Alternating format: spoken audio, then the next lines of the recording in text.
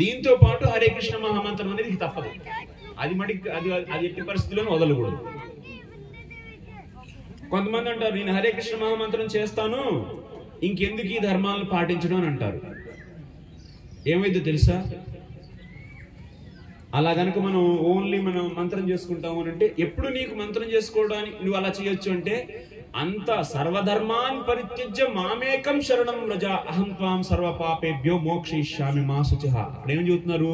నీవు అన్ని ధర్మాలని వదిలేసేందుకు అంటే నువ్వు పూర్తిగా శరణాగతుడు అయితే అప్పుడు ధర్మాన్ని వదిలేసేయచ్చు. అంటే నాకు ఇంకా బ్యాంక్ బ్యాలెన్స్ వద్దు, మా ఆవిడ వండి పెట్టిన భూవే కావాలి, లేకపోతే మా ఇంట్లో ఉన్నటువంటి ఆస్తులే కావాలి, మా ఇళ్ళు పొలాలు ఇవన్నీ ఉండాలి అనేటువంటి ఎటువంటి వాటిపైన ఎటువంటి యొక్క ఆశ్రయం లేకుండా తీసుకోకుండా వాటి పట్ల కేవలం భగవంతుడు, ఇంకా భగవంతుడి యొక్క నిరంతర సాక్షాత్ భక్తి, సాక్షాత్తు ఆయన యొక్క శ్రవణ కీర్తన రూపాది భక్తి అంటే శ్రవణం, కీర్తనం, విష్ణు స్మరణం, పాదసేవనం, అర్చనం అంటే పూర్తిగా సమర్పితం అయిపోయి 24 గంటలు ఇంక నాకు భగవంతుడి యొక్క సాక్షాత్ సేవలు తప్ప ఇంక నేను వేరే ఏమి వద్దు అని అలా పూర్తిగా నువ్వు సరెండర్ అయిపోతే, ఇంకా నాకు ఈ ధనం అపేక్ష, లేకపోతే మా చుట్టాలు, మా బంధువులు, మా ఇళ్ళు, మా ఏవి లేవు. ఇంకా నాకు కేవలం కృష్ణుడే. 24 గంటలు ఆయన సేవ చేయటం, ఇంకేం ఆయన పైన పూర్తి విశ్వాసం ఉంది. రోగం వచ్చినా ఏమొచ్చినా ఆయనే చూసుకుంటాడు, నా శరీరాన్ని కూడా ఆయనే పోషిస్తాడు అని అలాంటి పూర్తిగా నీకు శరణాగతి వస్తే అప్పుడు నీకు ధర్మాలు అవసరం లేదు. అప్పుడు 24 గంటలు కూర్చొని జపం చేసుకో, ఓకే. ఒకవేళ ఆ స్థితి లేదు, ఆ స్థితిలో నీవు లేవు, కానీ నీకు ఇంకా నీ హృదయంలో కేవలం కృష్ణుడికే స్థానం లేదు, ఇంకా భార్య కావాలి, మా పిల్లలు కావాలి, మా ఇది కావాలి, మా ఊరు కావాలి, మా దేశం కావాలి, ఇంకా నా సంపద, ఇది నా ఇల్లు, ఈ వాకిళ్ళు ఇవన్నీ కావాలి అని ఆసక్తి గనుక ఉంటే నువ్వు పూర్తి శరణాగతుడు కాదు. ఇంకా నీకు ఇంకా వేరే నా బ్యాంక్ బ్యాలెన్స్ లేకపోతే నేను ఎలా బతుకుతానండి, కృష్ణుడి మీద ఎలా నమ్ముతాను నేను, ఇవన్నీ లేకుండా కృష్ణుడు అలా చేస్తాడండి అంటే పూర్తి శరణాగతి యొక్క భక్తులు ఎలా ఉంటారు అనేది మనం భాగవతంలో తెలుసుకుంటాం. భాగవతంలో చూస్తే మనకు అర్థమవుతుంది. సో అలాంటి చేతనం నీలో లేదు అనుకో,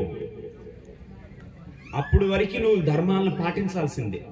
ధర్మాన్ని పాటించకుండా భక్తి ఒకటే చేస్తాం, ఏదో అరాకరా భక్తి, రోజుకు 2 గంటలు 4 గంటలు ఏదో జపం చేస్తాం.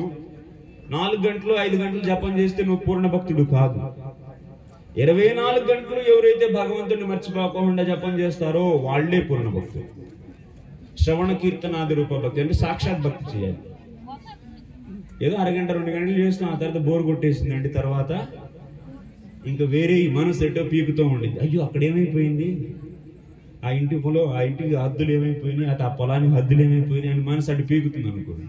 ఇవన్నీ లేకపోతే ఇంకేంటి భక్తి ఏం చేసేది, జాబ్ లేకపోతే భక్తి ఎలా చేస్తారండి అంటే ఏంటి, ఆడ పూర్తి శరణాగతుడు అతను కాదు.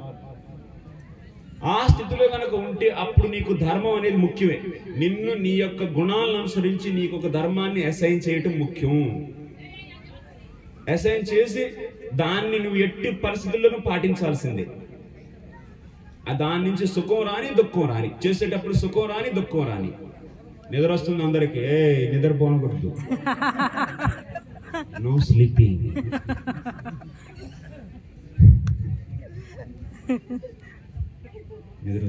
నిద్రపోవడానికే వచ్చింది ఇక్కడ కాదు. నిద్ర వస్తే నుంచోండి, నిద్ర ఆపుకోండి, నుంచోండి, ప్రయత్నం చేయండి, కానీ నిద్రపోవద్దు. అయితే ఇక్కడ ఎట్టి పరిస్థితుల్లోనూ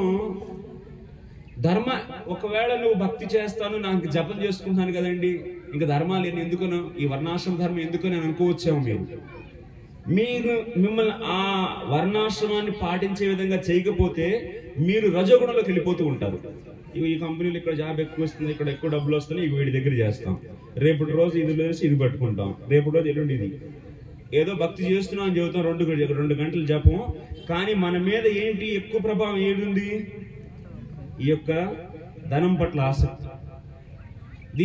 దీనివల్ల నువ్వు ఎప్పుడు మారుస్తూ ఉంటావు ఇక నీ పనులు. దాని అన్నిటికీ ఏమి అడ్డం పెట్టుకుంటావంటే, భక్తి చేయాలంటే డబ్బు కావాలంటే ఇక్కడ ఈ పని చేస్తే ఎక్కువ డబ్బు వస్తుంది కాబట్టి ఇక్కడికి వెళ్తాను. యాక్చువల్గా నువ్వు భక్తి ముసుగేసుకుంటున్నావే కానీ నిజంగా మనం చేసేది ఏంటి, అక్కడ భక్తి చేయడానికి డబ్బు కావాలా, చెప్పండి. భక్తి అంటే డబ్బు కావాలా? డబ్బు ఎందుకు కావాలి మనకి? సుఖాలు కావాలి కాబట్టి. వాస్తవంగా చూడండి మీరు. కానీ అందుకు నేను మెయిన్ చెప్పాల్సిన పాయింట్ ఏంటంటే, ఒకవేళ నీకు ధర్మాన్ని కనుక ఫిక్స్ చేసి అదే చేసేటట్లు చేయకపోతే మనకేమైంది? ఒక నియంత్రణ లేకపోవటం వల్ల మన పట్ల మనం రజోతమో గుణాల్లోకి వెళ్ళిపోతాం. అలా రజోతమో గుణాల్లోకి వెళ్ళిపోయి మనం అనుకుంటాం భక్తి కోసం ఎన్నో అవసరం కాబట్టి ఎన్ని చేస్తున్నామని. కానీ యాక్చువల్గా జరిగేది ఏంటి అంటే, రజోతమో గుణాల ప్రభావం వల్ల మనం ఆ ధనం పట్లే మనకి ఆసక్తి అనేది ఇంకా లోన కనపడకుండా ఉండిద్ది అనమాట. అదే ఇప్పుడు ప్రభుపాదుల వారు ఏం చెబుతున్నారు? కాబట్టి ఎవరైతే శుద్ధ భక్తిలోకి ప్రవేశించాలనుకుంటున్నారో, పూర్తిగా భగవంతుడు శరణాగతులు అవ్వాలనుకుంటున్నారో, ఇంకా అవ్వలేదు పూర్తిగా, ఎవరైతే పూర్తిగా శరణాగతులు అవ్వాలనుకుంటున్నారో వాళ్ళందరూ పూర్తిగా శరణాగతులు కానంత వరకు వాళ్ళ యొక్క భౌతిక జీవనం అనేది ఒక నియంత్రిత భౌతిక జీవనం అయి ఉండాలి. దానికోసమే వర్ణాశ్రమ ధర్మం అనేది ముఖ్యం. వాళ్ళ యొక్క గుణాలను అనుసరించి, వాళ్ళ పట్ల ఉండేటువంటి సత్వరజతమో గుణాల ప్రభావాలను అనుసరించి వాళ్ళకి ఒక ధర్మాన్ని మనం అసైన్ చేయాలి. అసైన్ చేసి వాళ్ళు అదే చేసేట్లు చేయాలి. దాంతో పాటు శ్రవణం కీర్తనం అయితే చేయాల్సిందే. వాళ్ళకి ఎంత శ్రద్ధ ఉందో అన్ని గంటలు వాళ్ళు శ్రవణ కీర్తనాది రూప సాక్షాత్ భక్తి చేస్తారు. దాంతో పాటు వాళ్ళ యొక్క భౌతిక జీవనం అనేది రెగ్యులేట్ అయి ఉండాలి, నియంత్రితమై ఉండాలన్నమాట. అలా ఉండటం వల్ల ఏమవుతుంది అంటే, అప్పుడు వాళ్ళు సత్వగుణంలో ఉంటారు. సత్వగుణంలో ఉంటూ వాళ్ళు ఇంకా భగవంతుడికి ఎలా పూర్తిగా శరణాగతులు అవ్వాలి అని చెప్పేసి భక్తి శాస్త్రాలను శుద్ధ భక్తుల నోటి నుంచి వింటూ ఉంటే, అప్పుడు భగవంతుడి పట్ల ఇంకా భగవంతుడు చేరువవుతూ ఇంక ఈ ధర్మాల పట్ల మనకి ఆటోమేటిక్ గా మనకి ఆసక్తిని తగ్గించుకుంటూ, భౌతిక జీవనం పట్ల ఆసక్తి తగ్గించుకుంటూ ఏ రోజైతే పూర్తిగా శరణాగతుడు అయిపోతాం, ఇంకా అప్పుడు సర్వధర్మాన్ పరిత్యజ్య మామేకం శరణం వ్రజ అంటే శుద్ధ భక్తిలోకి ప్రవేశించేంత వరకు వర్ణాశ్రమ ధర్మం అనేది ఆవశ్యకత, అవసరం అన్నమాట. అందుకోసమే ప్రభుపాదుల వారు చెప్తారనమాట. లాస్ట్ లో కూడా 1977 ఫిబ్రవరి 14 ఒక కన్వర్సేషన్ జరుగుతుంది. ఆ కన్వర్సేషన్ లో చెప్తారు తన యొక్క శిష్యులతో, ఒక వ్యక్తి వైష్ణవుడుగా మారడం కోసం వర్ణాశ్రమ ధర్మం అనేది అవసరం.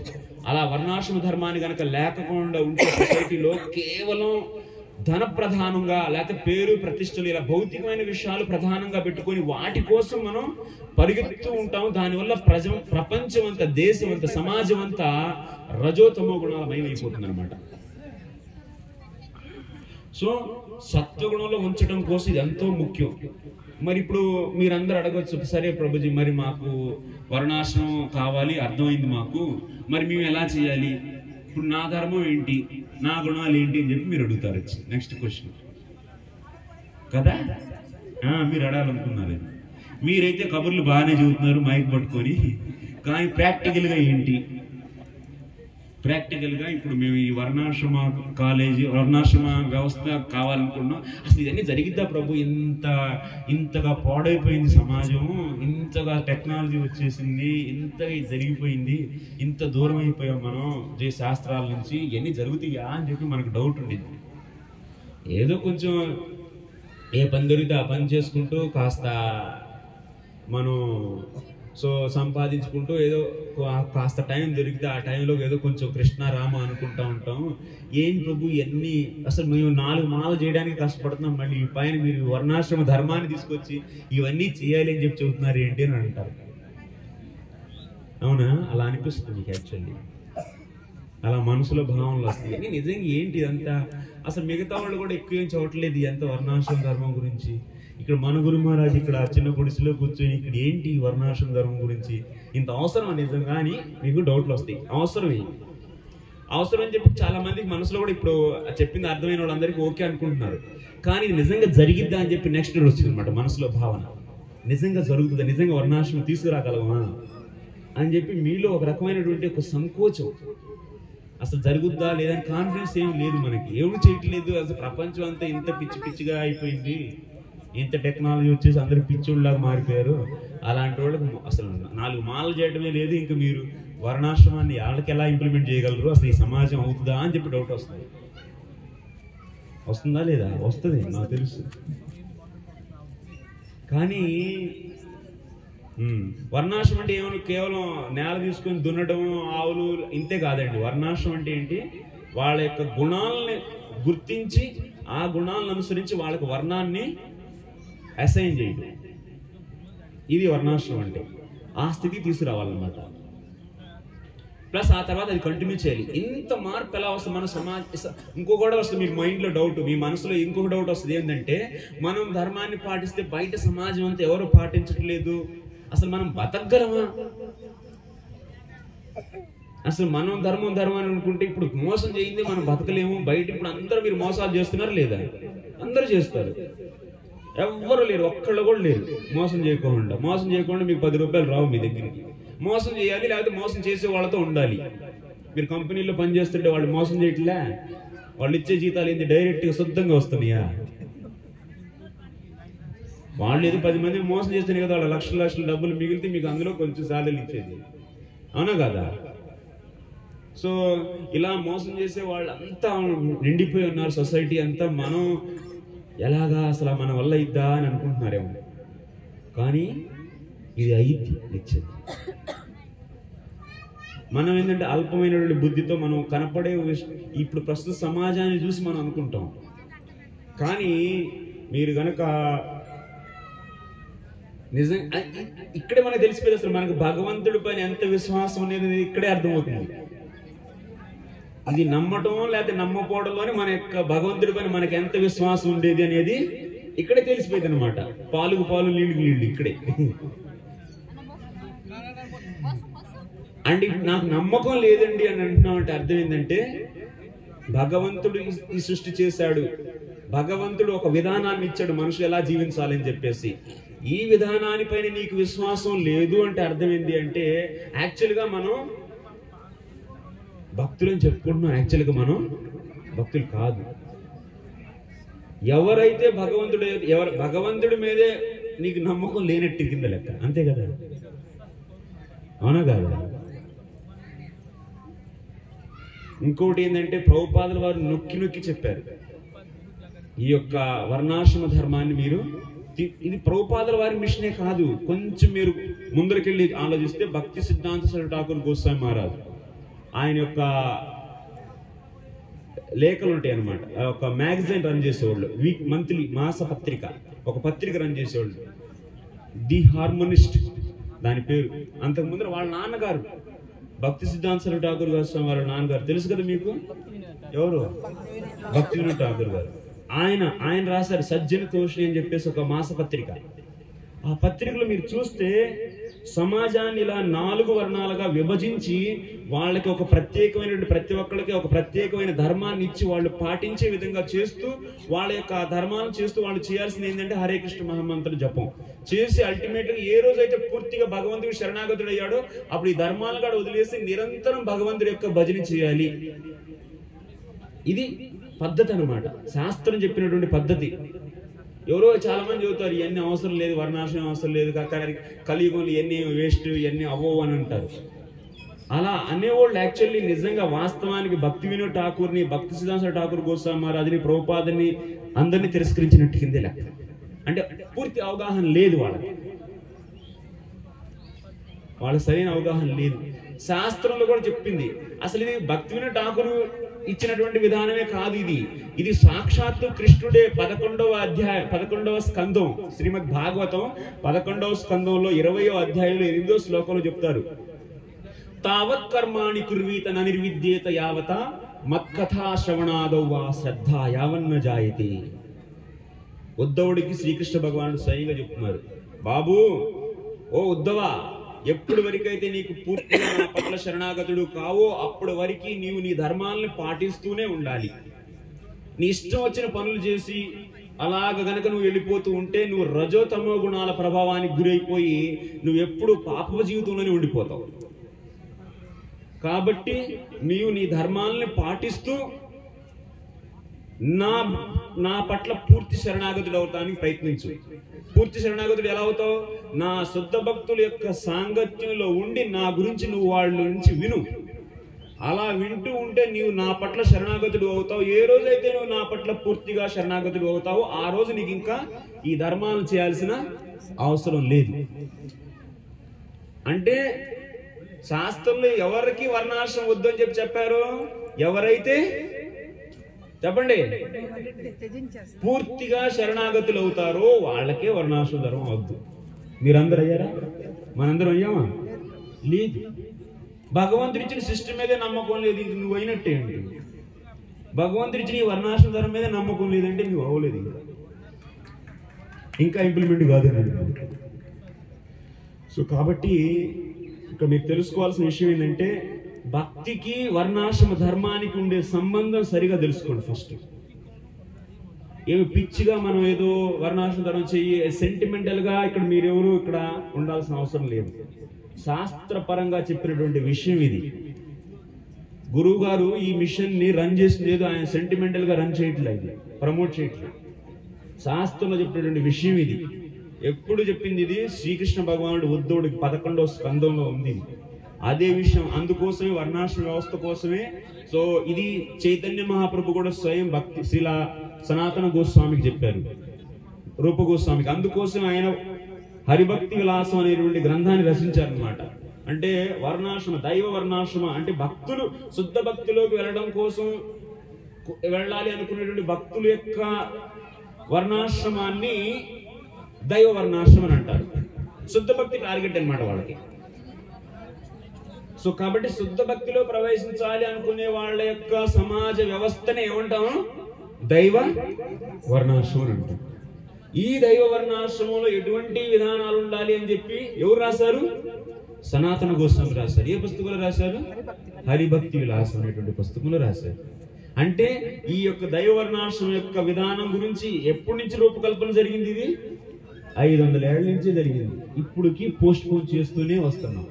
ఎందుకంటే రజోతమ గుణాల ప్రభావం వల్ల మనకి సులభంగా అంటే ఎంజాయబుల్ చేయడానికి ఎంజాయబుల్ గా ఉండేటువంటి భక్తి కార్యక్రమాలు అయితే చేస్తాం. మనం కొంచెం ఒళ్ళొంచి పని చేయాలి, కొంచెం కష్టం తీసుకోవాలి, సుఖాన్ని వదులుకోవాలంటే ఆ పనులు వద్దు మనకి కదా.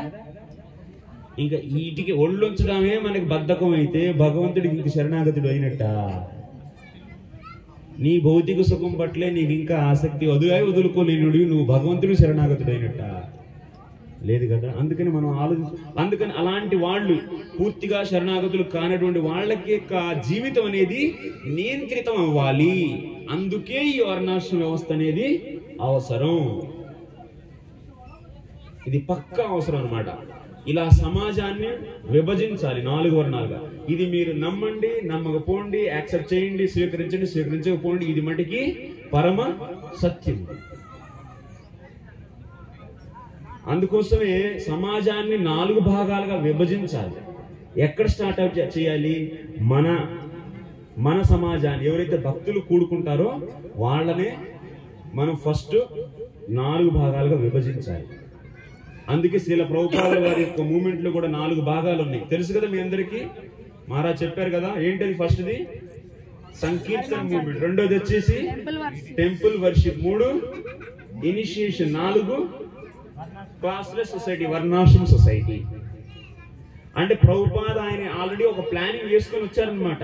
నేను ఇలా ఫస్ట్ సమాజంలోకి వెళ్తాను, అందరితో కీర్తనలు చేసి శంకర సంకీర్తనలు పుస్తక వితరణ చేసి అందరికీ భగవంతుడి నామం గురించి పరిచయం చేస్తాను. ఆ తర్వాత పరిచయం చేయని వాళ్ళందరినీ మళ్ళీ పిలుచుకొచ్చి ఒక టెంపుల్లో పిలుచుకొస్తాం, టెంపుల్లోకి ఆహ్వానించి వాళ్ళకి జీవితం యొక్క పరమ ఉద్దేశం గురించి వివరించి వాళ్ళకి మనిషి వ్యక్తి ఆత్మ అంటే ఏంటి, శరీరం అంటే ఏంటి, భగవంతుడు అంటే ఏంటి అని చెప్పేసి వివరించిన తర్వాత భక్తి యొక్క ముఖ్యత వివరిస్తాం. అలా భక్తి యొక్క వివరణ తెలుసుకుంటే కొంతమంది ఏమవుతారు, శ్రద్ధ పెంచుకొని ఇంకా నేను భక్తి చేయాలి అని చెప్పి కమిట్మెంట్ తీసుకుంటారు. అలా కమిట్మెంట్ తీసుకున్న వాళ్ళని మనం ఏమంటాం? ఆ కమిట్మెంట్ ని ఏమంటాం? నేను ఇంకా నా జీవితంలో నేను ఇంక భక్తిని వదలదలుచుకోలేదు, నేను భక్తుడిగా అవ్వాలనుకుంటున్నాను అని చెప్పి ఇచ్చే కమిట్మెంట్ నే దీక్ష అంటారు.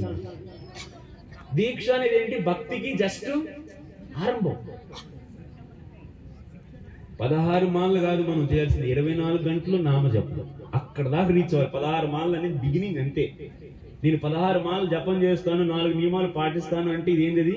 జస్ట్ బేసిక్ కమిట్మెంట్ అన్నమాట. ఇది బిగినింగ్. ఇనిషియేషన్ అనేది ఎండింగ్ కాదు భక్తి జీవితానికి. చాలా మంది ఇనిషియేషన్ తీసేసుకుంటారు, చాలా మంది దీక్ష చేసుకొని ఇక అంతా అయిపోయింది అనుకుంటారు. ఇప్పుడు దీక్ష ఇచ్చేదాకా అయ్యా బాబు అని చెప్పేసి బాగా కాళ్ళ ఏళ్ళ బట్టి మీరు ఏ సేవ చెప్తే అది చేస్తామంటే అంటారు. దీక్ష అయిపోయింది కదా నువ్వేందని నేను పో. మీరు అలా చేశారంటే అంతే. ఇంకా వైష్ణవుల యొక్క సాంగత్యం లేదు అంటే భక్తులు ఎదగలేదు. సరే, మెయిన్ పాయింట్కి వద్దాం. సో దీక్ష అనేది చాలా ఒక ప్రాసెస్. అలా దీక్ష తీసుకున్నటువంటి వ్యక్తులు ఇప్పుడు ఏంటి, వాళ్ళు 16 మాలలకే కదా కమిట్మెంట్ ఇచ్చింది. 24 గంటలు మాల చేస్తానికి కమిట్మెంట్ ఇచ్చారా మీరు దీక్ష చేసేటప్పుడు తీసుకునేటప్పుడు? చెప్పండి. 16 మాలలు 24 గంటలు నేను జపం చేస్తాననేది అది మనకి బిగినింగ్ అనమాట. భక్తికి బిగినింగ్ ఏంటంటే నేను ఇక 24 గంటలు భగవంతుడి సేవ తప్ప వేరే ఏదీ చేయను. అది భక్తికి ఆరంభం.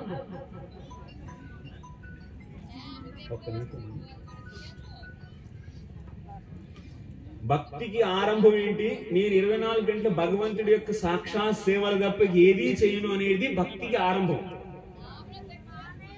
ఇప్పుడు ఆ స్థితికి తీసుకురావాలి అందరినీ. ఇప్పుడు అందరింటి దీక్ష తీసుకున్నప్పుడు ఏం చెప్పారు? నేను 16 మాల అంటే రోజుకి 2 గంటలు, దరిదాపు 2 గంటల కన్నా తక్కువే ఫాస్ట్ చేస్తే 1:45 అయిపోతుంది. 1:45 నువ్వు కమిట్మెంట్ ఇచ్చావు. కానీ నువ్వు ఎక్కడికి రావాలి? 24 గంటలకు రావాలి. 2 గంటలు జపం చేస్తావు. ఆ తర్వాత నీ ఇష్టం వచ్చి చేసుకుంటావు, నీ శరీరం కోసం, నీ శరీరం నుంచి వచ్చినటువంటి సంబంధాల కోసం. దాన్ని అంత భక్తి అంటావేంటి? అదేం భక్తి కాదు. అంటే అప్పుడు నువ్వు చేస్తుంది ఏంటి? కర్మ మిశ్ర భక్తి. అది శుద్ధ భక్తి కాదు. శుద్ధ భక్తి అంటే 24 గంటలకి భగవంతుడి తప్ప, అంటే నా శరీరం, నా మనస్సు, నా బుద్ధి, నా ఇంద్రియాలు, నా దేహం అంతా భగవంతుడి సేవకే వాడతాను అనే కమిట్మెంట్, అది భక్తికి బిగినింగ్ అనమాట. అది శరణాపత్తి భక్తికి ఆరంభం. అంటే మనకి బేసిక్స్ తెలియాలి. బేసిక్స్ గురించి చెప్తున్నాను ఎందుకంటే మరి మహారాజ్ మిషన్ మీకు అర్థం అవ్వాలంటే బేసిక్స్ తెలియాలి కదా. అందుకోసం అర్థమవుతుందో మీ అందరికి కోరి చెప్పింది. సో కాబట్టి 24 గంటలు నేను భగవంతుడి నిత్య సేవలు చేయడానికి, సాక్షాత్ సేవలు అంటాను. అదే ఇది కర్మ చేసి దాని యొక్క ఫలితాన్ని ఆఫర్పిస్తే అది భక్తి కాదు, అది సాక్షాత్ భక్తి కాదు. ఇది ఇప్పుడు వ్యవసాయదారుడు వ్యవసాయం చేస్తాడు, పంట పండించాడు, ఆ పంట తీసుకొచ్చి భగవంతుడికి ఇస్తే అతను ఇప్పుడు సాక్షాత్ భక్తి చేసినట్ట కాదు. అది సాక్షాత్ భక్తి కాదు. సాక్షాత్ భక్తి అంటే శ్రవణ కీర్తనాది రూప భక్తి. సో ఆ భక్తి దాకా అలా సాక్షాత్ భక్తి 24 గంటలు చేసేదానికి తీసుకురావాలి. దానికోసంగానే ఇప్పుడు మన యొక్క ప్రయత్నం ఏంటి? వీళ్ళందరినీ 16 ఇప్పుడు కమిట్మెంట్ అయిపోయిన తర్వాత, దీక్ష తీసుకున్న తర్వాత వాళ్ళని బయట సమాజంలోకి వెళ్ళనివ్వకూడదు. ఇంకా బయట సమాజంలోకి వెళ్తే ఏమవుతుంది? వాళ్ళు కాసిన పోయిన కొన్ని రోజులు పోయిన తర్వాత ఇంకా 16 మాలలు పోయినాయి, కమిట్మెంట్లు పోయినాయి. చాలా మంది ఇప్పుడు దీక్ష తీసుకున్నాడు కూడా చాలా మంది 16 మాలలే చేయట్లేదు. ఎందుకు? ఎందుకంటే భౌతికమైనటువంటి ఆసక్తి ఉన్నటువంటి వ్యక్తులతో యొక్క సాంగత్యంలో ఉండటం వల్ల వీళ్ళకి ఇంకా భక్తి అనేది ఫోకస్ లో ఉండదు. భక్తి తీసుకున్నా చెప్పి కాలాంతరంలో మెల్లిమెల్లిగా క్రమేణ వాడికి తెలియకుండా వాడి చేతనంలో ఎటువంటి స్థితి వచ్చేస్తుంది అంటే ఇంకా భక్తి సర్లే ఒక ఫార్మాలిటీగా మారిపోతుంది. ఇంకా మళ్ళీ భౌతిక జీవనంలో మళ్ళీ వెళ్ళిపోతారు. అలా ఎంతో మంది ఉన్నారు. అంటే ఇప్పుడు మనం ఏం చేస్తున్నాం అంటే మనం ఎంతో కష్టపడి కొత్త వాళ్ళని భక్తులు చేస్తున్నాం, కానీ ఉన్నోళ్ళని కాపాడుకోలేకపోతున్నాం. 16 మాలలు కూడా చేయించలేకపోతున్నాం. దీక్ష తీసుకున్న తర్వాత కూడా 16 మాలలు చేయట్లే. కమిట్మెంట్లు పోయినాయి, గాలికి పోయినాయి, నీళ్ళు వదిలేశారు. జరుగుతున్నాయి అన్ని. ఎంతో మంది నెంబర్లు చేతి మీకు హార్ట్ అటాక్ వచ్చింది, అందుకే చెప్పట్లేదు. యాక్చువల్లీ దీక్ష తీసుకున్న తర్వాత ఎంతమంది ఇంకా 16 మాలలు చేయట్లేదు? బోల్డ్ మంది. చేసేవాళ్ళ కన్నా చేయనోళ్ళే ఎక్కువ. ఏది ఉట్టి మాటలే కాదు, గట్టి మాటలే.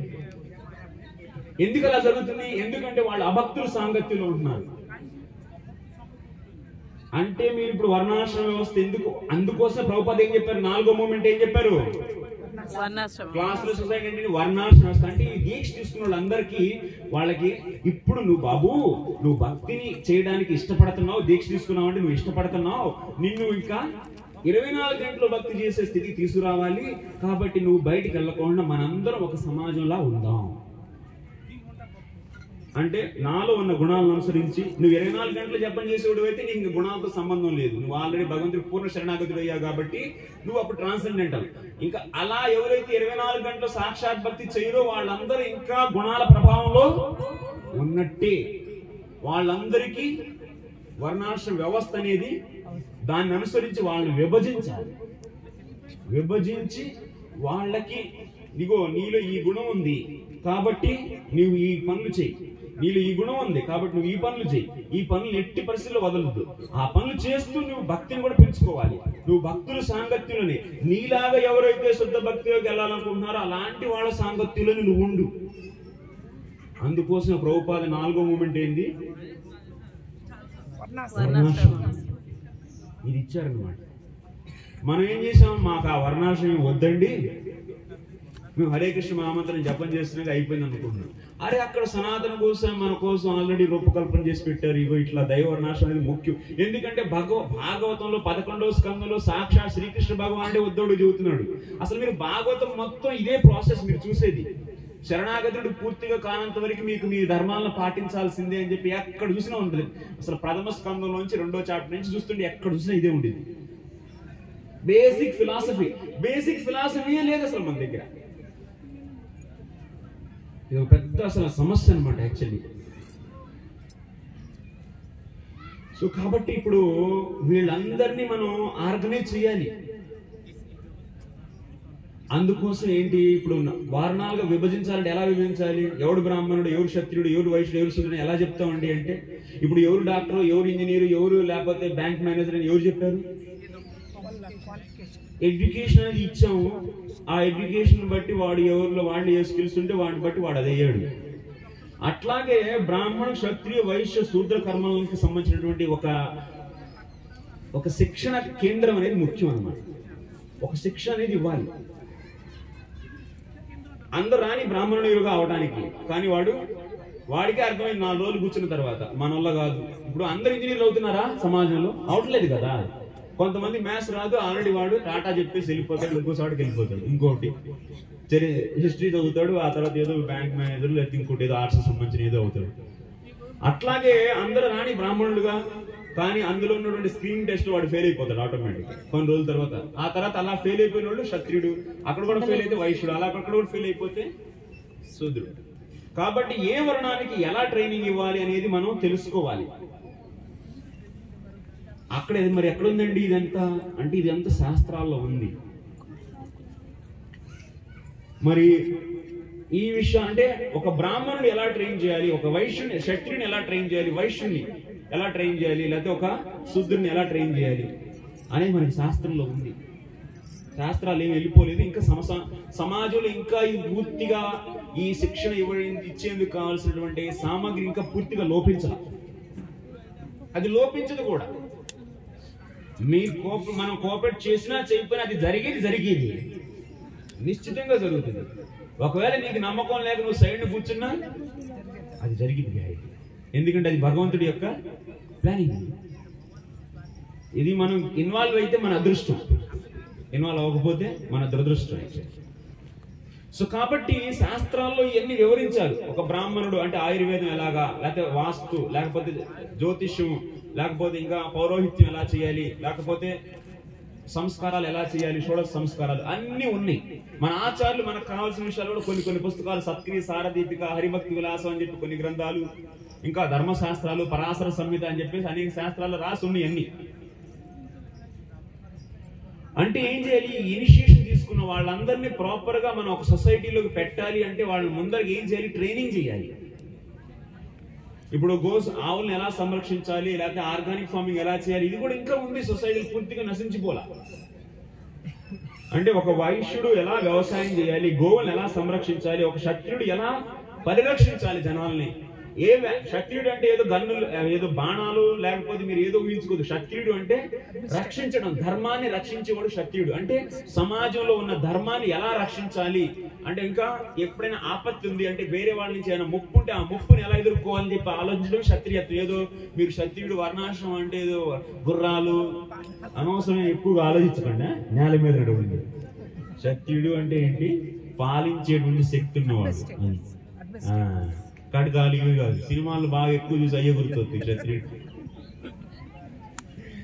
సో ఈ వర్ణాల బ్రాహ్మణుడు ఎలా వ్యవహరించాలి అంటే, సమః దమః తపః శౌచం శాంతి రాజ్యం ఇస్పక అంటే ఈ విధంగా యొక్క క్వాలిటీస్, బ్రాహ్మణుడు 2 క్వాలిటీస్ ఎలా తీసుకురావాలి. వీటన్నిటికీ మనం ఏంటి, ఒక ట్రైనింగ్ అనేది ఇవ్వాలి. ట్రైనింగ్ ఇచ్చిన తర్వాత వాళ్ళని ఒక కమ్యూనిటీలో పెట్టాలి. ట్రైనింగ్ ఇవ్వకుండా అలా తీసుకెళ్ళిపోతే 4 రోజులు తిట్టుకుంటారు, జుట్లు బిక్కుంటారు, ఆ తర్వాత ఎటువంటి వెళ్ళిపోతారు. ఆల్రెడీ అలాంటి ప్రాజెక్టులు ఎన్నో ఉంది, చెప్పుకోండి. కోకల్లో ప్రాజెక్టులు ఉంది. ప్రాజెక్టులు ఎందుకు ఫెయిల్ అయిపోయినాయి తెలుసా? ఎందుకు ఫెయిల్ అయిపోయినాయో? ట్రైనింగ్ లేదు. వాడు ఇంజనీరింగ్ వర్క్, వాడు కంప్యూటర్ ఆపరేట్ చేయడం లేదు, వాడిని తీసుకెళ్ళిపోయి కంప్యూటర్లో పెట్టారు. కొంతమంది ఇక్కడ పెట్టారు, అక్కడ పెట్టారు. బ్యాంకు మనీ మేనేజ్ చేయడం రాదు, వాడిని తీసుకెళ్ళి ఫైనాన్స్లో పెట్టారు. ఏమవుతుంది? అంత మెస్అప్ చేస్తాడు, తర్వాత తిట్టుకుంటారు, కొట్టుకుంటారు, వచ్చేస్తారు. ఎలాంటి ప్రాజెక్టులు ఫెయిల్ అయిపోయి వర్ణాశ్రమం వేస్ట్ అని చెబుతాం. అది వాడు బుద్ధి తప్పు. చేతికి రోగం వస్తే చేతిని కట్ చేసి పారేస్తావా, లేకపోతే ఆ రోగాన్ని నయం చేసుకుని చేతిని వాడుకుంటావా? ఏం చేస్తావు? చేతిని కట్ చేసి పారేస్తావా? చేతిని రోగం నయం చేసుకుని వాడుకుంటాం కదా, చేతికి వచ్చిన రోగాన్ని. అదే విధంగా వర్ణాశ్రమ వ్యవస్థ అనేది కొంతమంది సరిగా ఇంప్లిమెంట్ చేయక కొన్ని బ్యాడ్ రిజల్ట్స్ వస్తే వర్ణాశ్రమం వేస్టా, లేకపోతే వాళ్ళు చేసిన విధానం వేస్టా? వాళ్ళు చేసిన విధానం తప్పమ్మా. అసలు పద్ధతే తప్పనంటే అది మూర్ఖతం. అట్లాగైతే నీకు చేతికి రోగం వస్తే చేయనే నిరికేసి. సో కాబట్టి ఇక్కడ మనం తెలుసుకున్న విషయం ఏంటి అంటే, ఇలాంటి వ్యవస్థ తీసుకురావాలి అంటే వాళ్ళని ట్రైనింగ్ చేయాలి. ట్రైనింగ్ చేయాలంటే ఏం కావాలి? ఒక కళాశాల. ఇప్పుడు మమ్మల్ని అందరు ఇంజనీర్ ఎవరు చేశారు? వాళ్ళు ఆ పైన అసురులు అంటే ఏంటి, ప్రపంచం మొత్తాన్ని తన గుప్పిట్లో పెట్టుకోవాలనుకునేటువంటి వాళ్ళు, ప్రపంచ సంపద మొత్తం తన దగ్గర ఉంచుకోవాలి, ప్రపంచంలో ఉండే వాళ్ళందరూ నా కోసం పనిచేయాలి అనేటువంటి భావాలు కలిగిన వాళ్ళు ఒక విద్యా వ్యవస్థని రూపకల్పన చేశారు. ఒక విద్యా వ్యవస్థనిచ్చి చిన్నప్పటి నుంచి 5 ఏళ్ల వయసు నుంచి 25 ఏళ్ళు వచ్చేంత వరకు వాడు చెప్పింది చదివించి వాడి కంపెనీలో పనిచేసే విధంగా నిన్ను తయారు చేసుకొని నిన్ను వాడుకుంటున్నాడు అంతే. వాస్తవంగా ఏంటి మీరు చేసేది? మన పిల్లలు చెప్పించే చదువులు ఏంటి? ఎవడైతే భక్తి చేయడో, ఆవులను చంపేసి ఆవు మాంసం తింటాడో, లేకపోతే ఎవరికైతే భగవంతుడి పట్ల ఎటువంటి శ్రద్ధ విశ్వాసం లేదో అలాంటి వాళ్ళకి మీరు హెల్ప్ చేయడం కోసం మీ పిల్లల్ని మీరు స్కూళ్ళకి పంపి నాన్న బాగా చదువుకోమ్మా అని చెప్పేసి పంపించి వాడిని వాళ్ళకి పనిచేసే విధంగా చేస్తున్నారు. అందుకే వాడి ఉద్దేశం ఏంటి? వాడు ఏడు కంపెనీకి పనిచేస్తుంది, ఆ కంపెనీ వాడి ఉద్దేశం ఏంటి తెలుసా? భక్తి చేయడమా? సమాజం మొత్తాన్ని తన గుప్పిట్లు ఎలా పెట్టుకోవాలి, 24 గంటలు వ్యక్తులు నా ఆధీనంలో ఎలా ఉండాలని చెప్పి అసురుడి యొక్క ఆలోచనలు ఉంటాయి. మన గోల్ ఏంటి? 24 గంటలు భగవంతున్నే ఎలా స్మరించాలని చెప్పి మన టార్గెట్. వాళ్ళ టార్గెట్ ఏంటి? 24 గంటలు మనుషులందరూ నా కంట్రోల్లో ఉండాలని చెప్పి వాళ్ళ టార్గెట్. అందుకే మీ అందరికి మొబైల్ ఇచ్చారు. చిన్నలు రీల్స్ తిప్పు 24 గంటలు 10 నిమిషాలని చెప్పి కూర్చుంటా 2 గంటలు అయిపోయింది, తెలియదు అయినా కాదా లేదు. అంతకుముందు అయితే కెమెరాలు ఎన్ని అవసరం. ఇప్పుడేముంది, ఎదురుకుండా పెట్టుకొని రీల్ చేయడం, పనికి మన రీల్ అన్ని చేసి పెట్టుకుని అప్లోడ్ చేస్తే ఎన్ని వ్యూవర్స్ వచ్చారు, ఏం కామెంట్లు మళ్ళీ చూసుకుని మళ్ళీ కొత్త రీల్ చేయడం. ఇదే కదా మీరు చేసేది. ఇందులో ఏంటంటే నీ ఆలోచించడం కూడా ఇంకా ఉపయోగం అవసరం లేదనమాట. అదే నీ ఏదైతే సెర్చ్ చేస్తో దానికి అనుగుణంగా, దానికి నీ అభిరుచులకు అనుగుణమైనటువంటి వీడియోల్ని ఆటోమేటిక్ అదే చూపిస్తూ ఉంటుంది అనమాట. ఇంక నువ్వు లేచి వెళ్ళలేవు ఒక 10 నిమిషాలు కూడా. ఇంకోటి చూద్దాం చూస్తూనే పోతా ఉంటావు. నీ టైం పోయింది. ఎక్కడున్నావు నువ్వు? భక్త్యా ఏమన్నా ఏం లే. సో అంటే ఆ అసులు యొక్క ప్రభావం రోజు రోజుకి పెరుగుతుంది. వాడి యొక్క గుప్పిడిలో మనం బిగుసుకుపోతున్నామా లేదా? పూర్తిగా బిగుసుకుపోతున్నాం. పూర్తిగా అంటే ఉచ్చు బిగుసుకుంటూ ఉంది. ఇది కనుక తెలుసుకోకుండా మనం గుడ్డెద్దు చేలో పడ్డట్టు మనం ఏదో తెలిసిందనుకుని ఒళ్ళు ఉంచకుండా మనం ఊహించుకుందే సిద్ధాంతం అనుకుని వెళ్ళిపోతూ ఉంటే ఒక రోజుకి పూర్తిగా నష్టం. మనదేంటి? మన సమాజాన్ని ఎలా తయారు చేయాలనుకుంటున్నాం? నువ్వు నీ గుణం ఇది ఉంది కాబట్టి నీ వర్ణం ఇది, నీ ధర్మం ఇది, ఈ ధర్మాన్ని చెయ్యి. ఆ ధర్మాన్ని చేసేటప్పుడు సుఖం రాని దుఃఖం రాని, కానీ నువ్వు అది వదలొద్దు, అదే చెయ్యి. చేసి ఆ వచ్చిన ఫలితాన్ని నువ్వు భగవంతుడికి సమర్పించు. కానీ నీ టార్గెట్ ఏంటి అంటే 24 గంటలు భగవంతుడిని ఎలా స్మరించాలని చెప్పేసి నువ్వు ఆయన పట్ల శ్రద్ధని పెంచుకో. ఇది మన టార్గెట్. వాళ్ళ టార్గెట్ ఏంటి?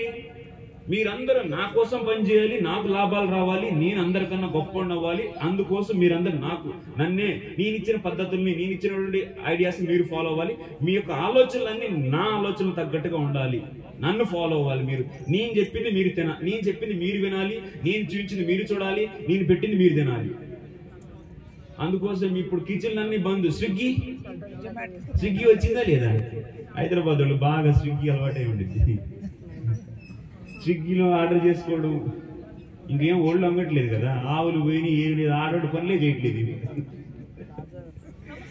వంట వండుకోవడం కూడా ఒళ్ళు బద్దకం అయిపోయింది. అవునా కదా? స్విగ్గీలో వచ్చి తింటాము.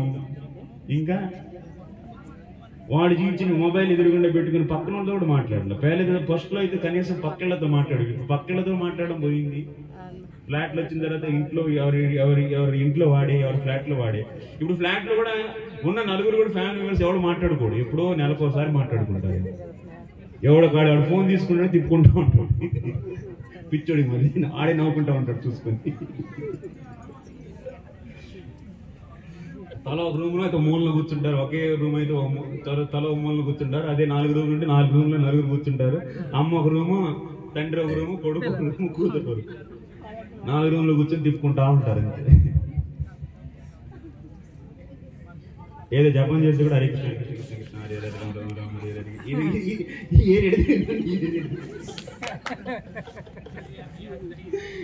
ఇట్టా వెళ్తా ఉండి ఇట్టా వెళ్తా ఉండి ఏ జరుగుతుందో అర్థం కాదు. ఏంటి భక్తి చేసేది గోంగూర ఏమీ కాదు. ఇదంతా ఏదో గాలి అలా ఎగరొద్దు, మీరు ఏదో మేము భక్తి చేసామని చెప్పి కొంచెం నేల మీద నడవడానికి ట్రై చేయండి. ఓకే, అందుకోసం మనం ఏంటి మెయిన్ మనం చేయాల్సింది, జనాల్ని మన ఒకే లక్ష్యం ఉన్న వాళ్ళందరూ ఒక చోట తీసుకురావాలి.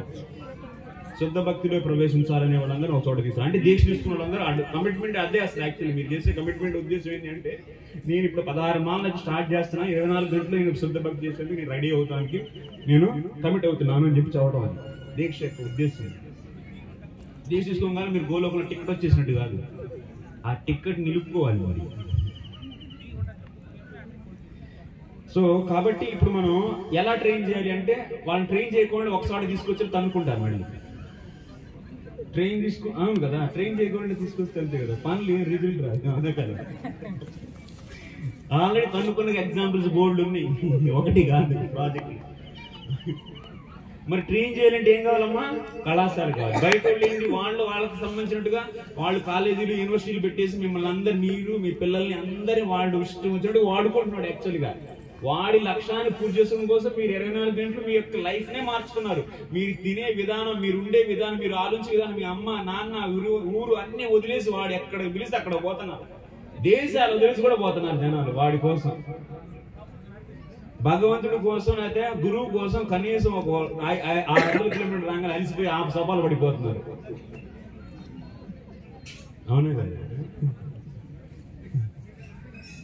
అదే ఇప్పుడు అమెరికా అయితే ఎక్కడ అది ఎన్ని దూరం, కొన్ని 24 గంటల ఫ్లైట్లు, కొన్ని వేల కిలోమీటర్ల దూరం, డబ్బుల కోసం అయితే అక్కడికి వెళ్తాం. అంటే మనకి సిన్సియారిటీ లేదు, భక్తి చేయాలి అనేటువంటి తపన తగ్గిపోయింది. శుద్ధ భక్తిలో ప్రవేశించాలనేటువంటి ఆ తపన లేదు. ఆ తపన ఉంటే అన్ని యాక్సెప్ట్ చేస్తాం మనం. గోల్ పట్ల రుచి లేదబ్బా.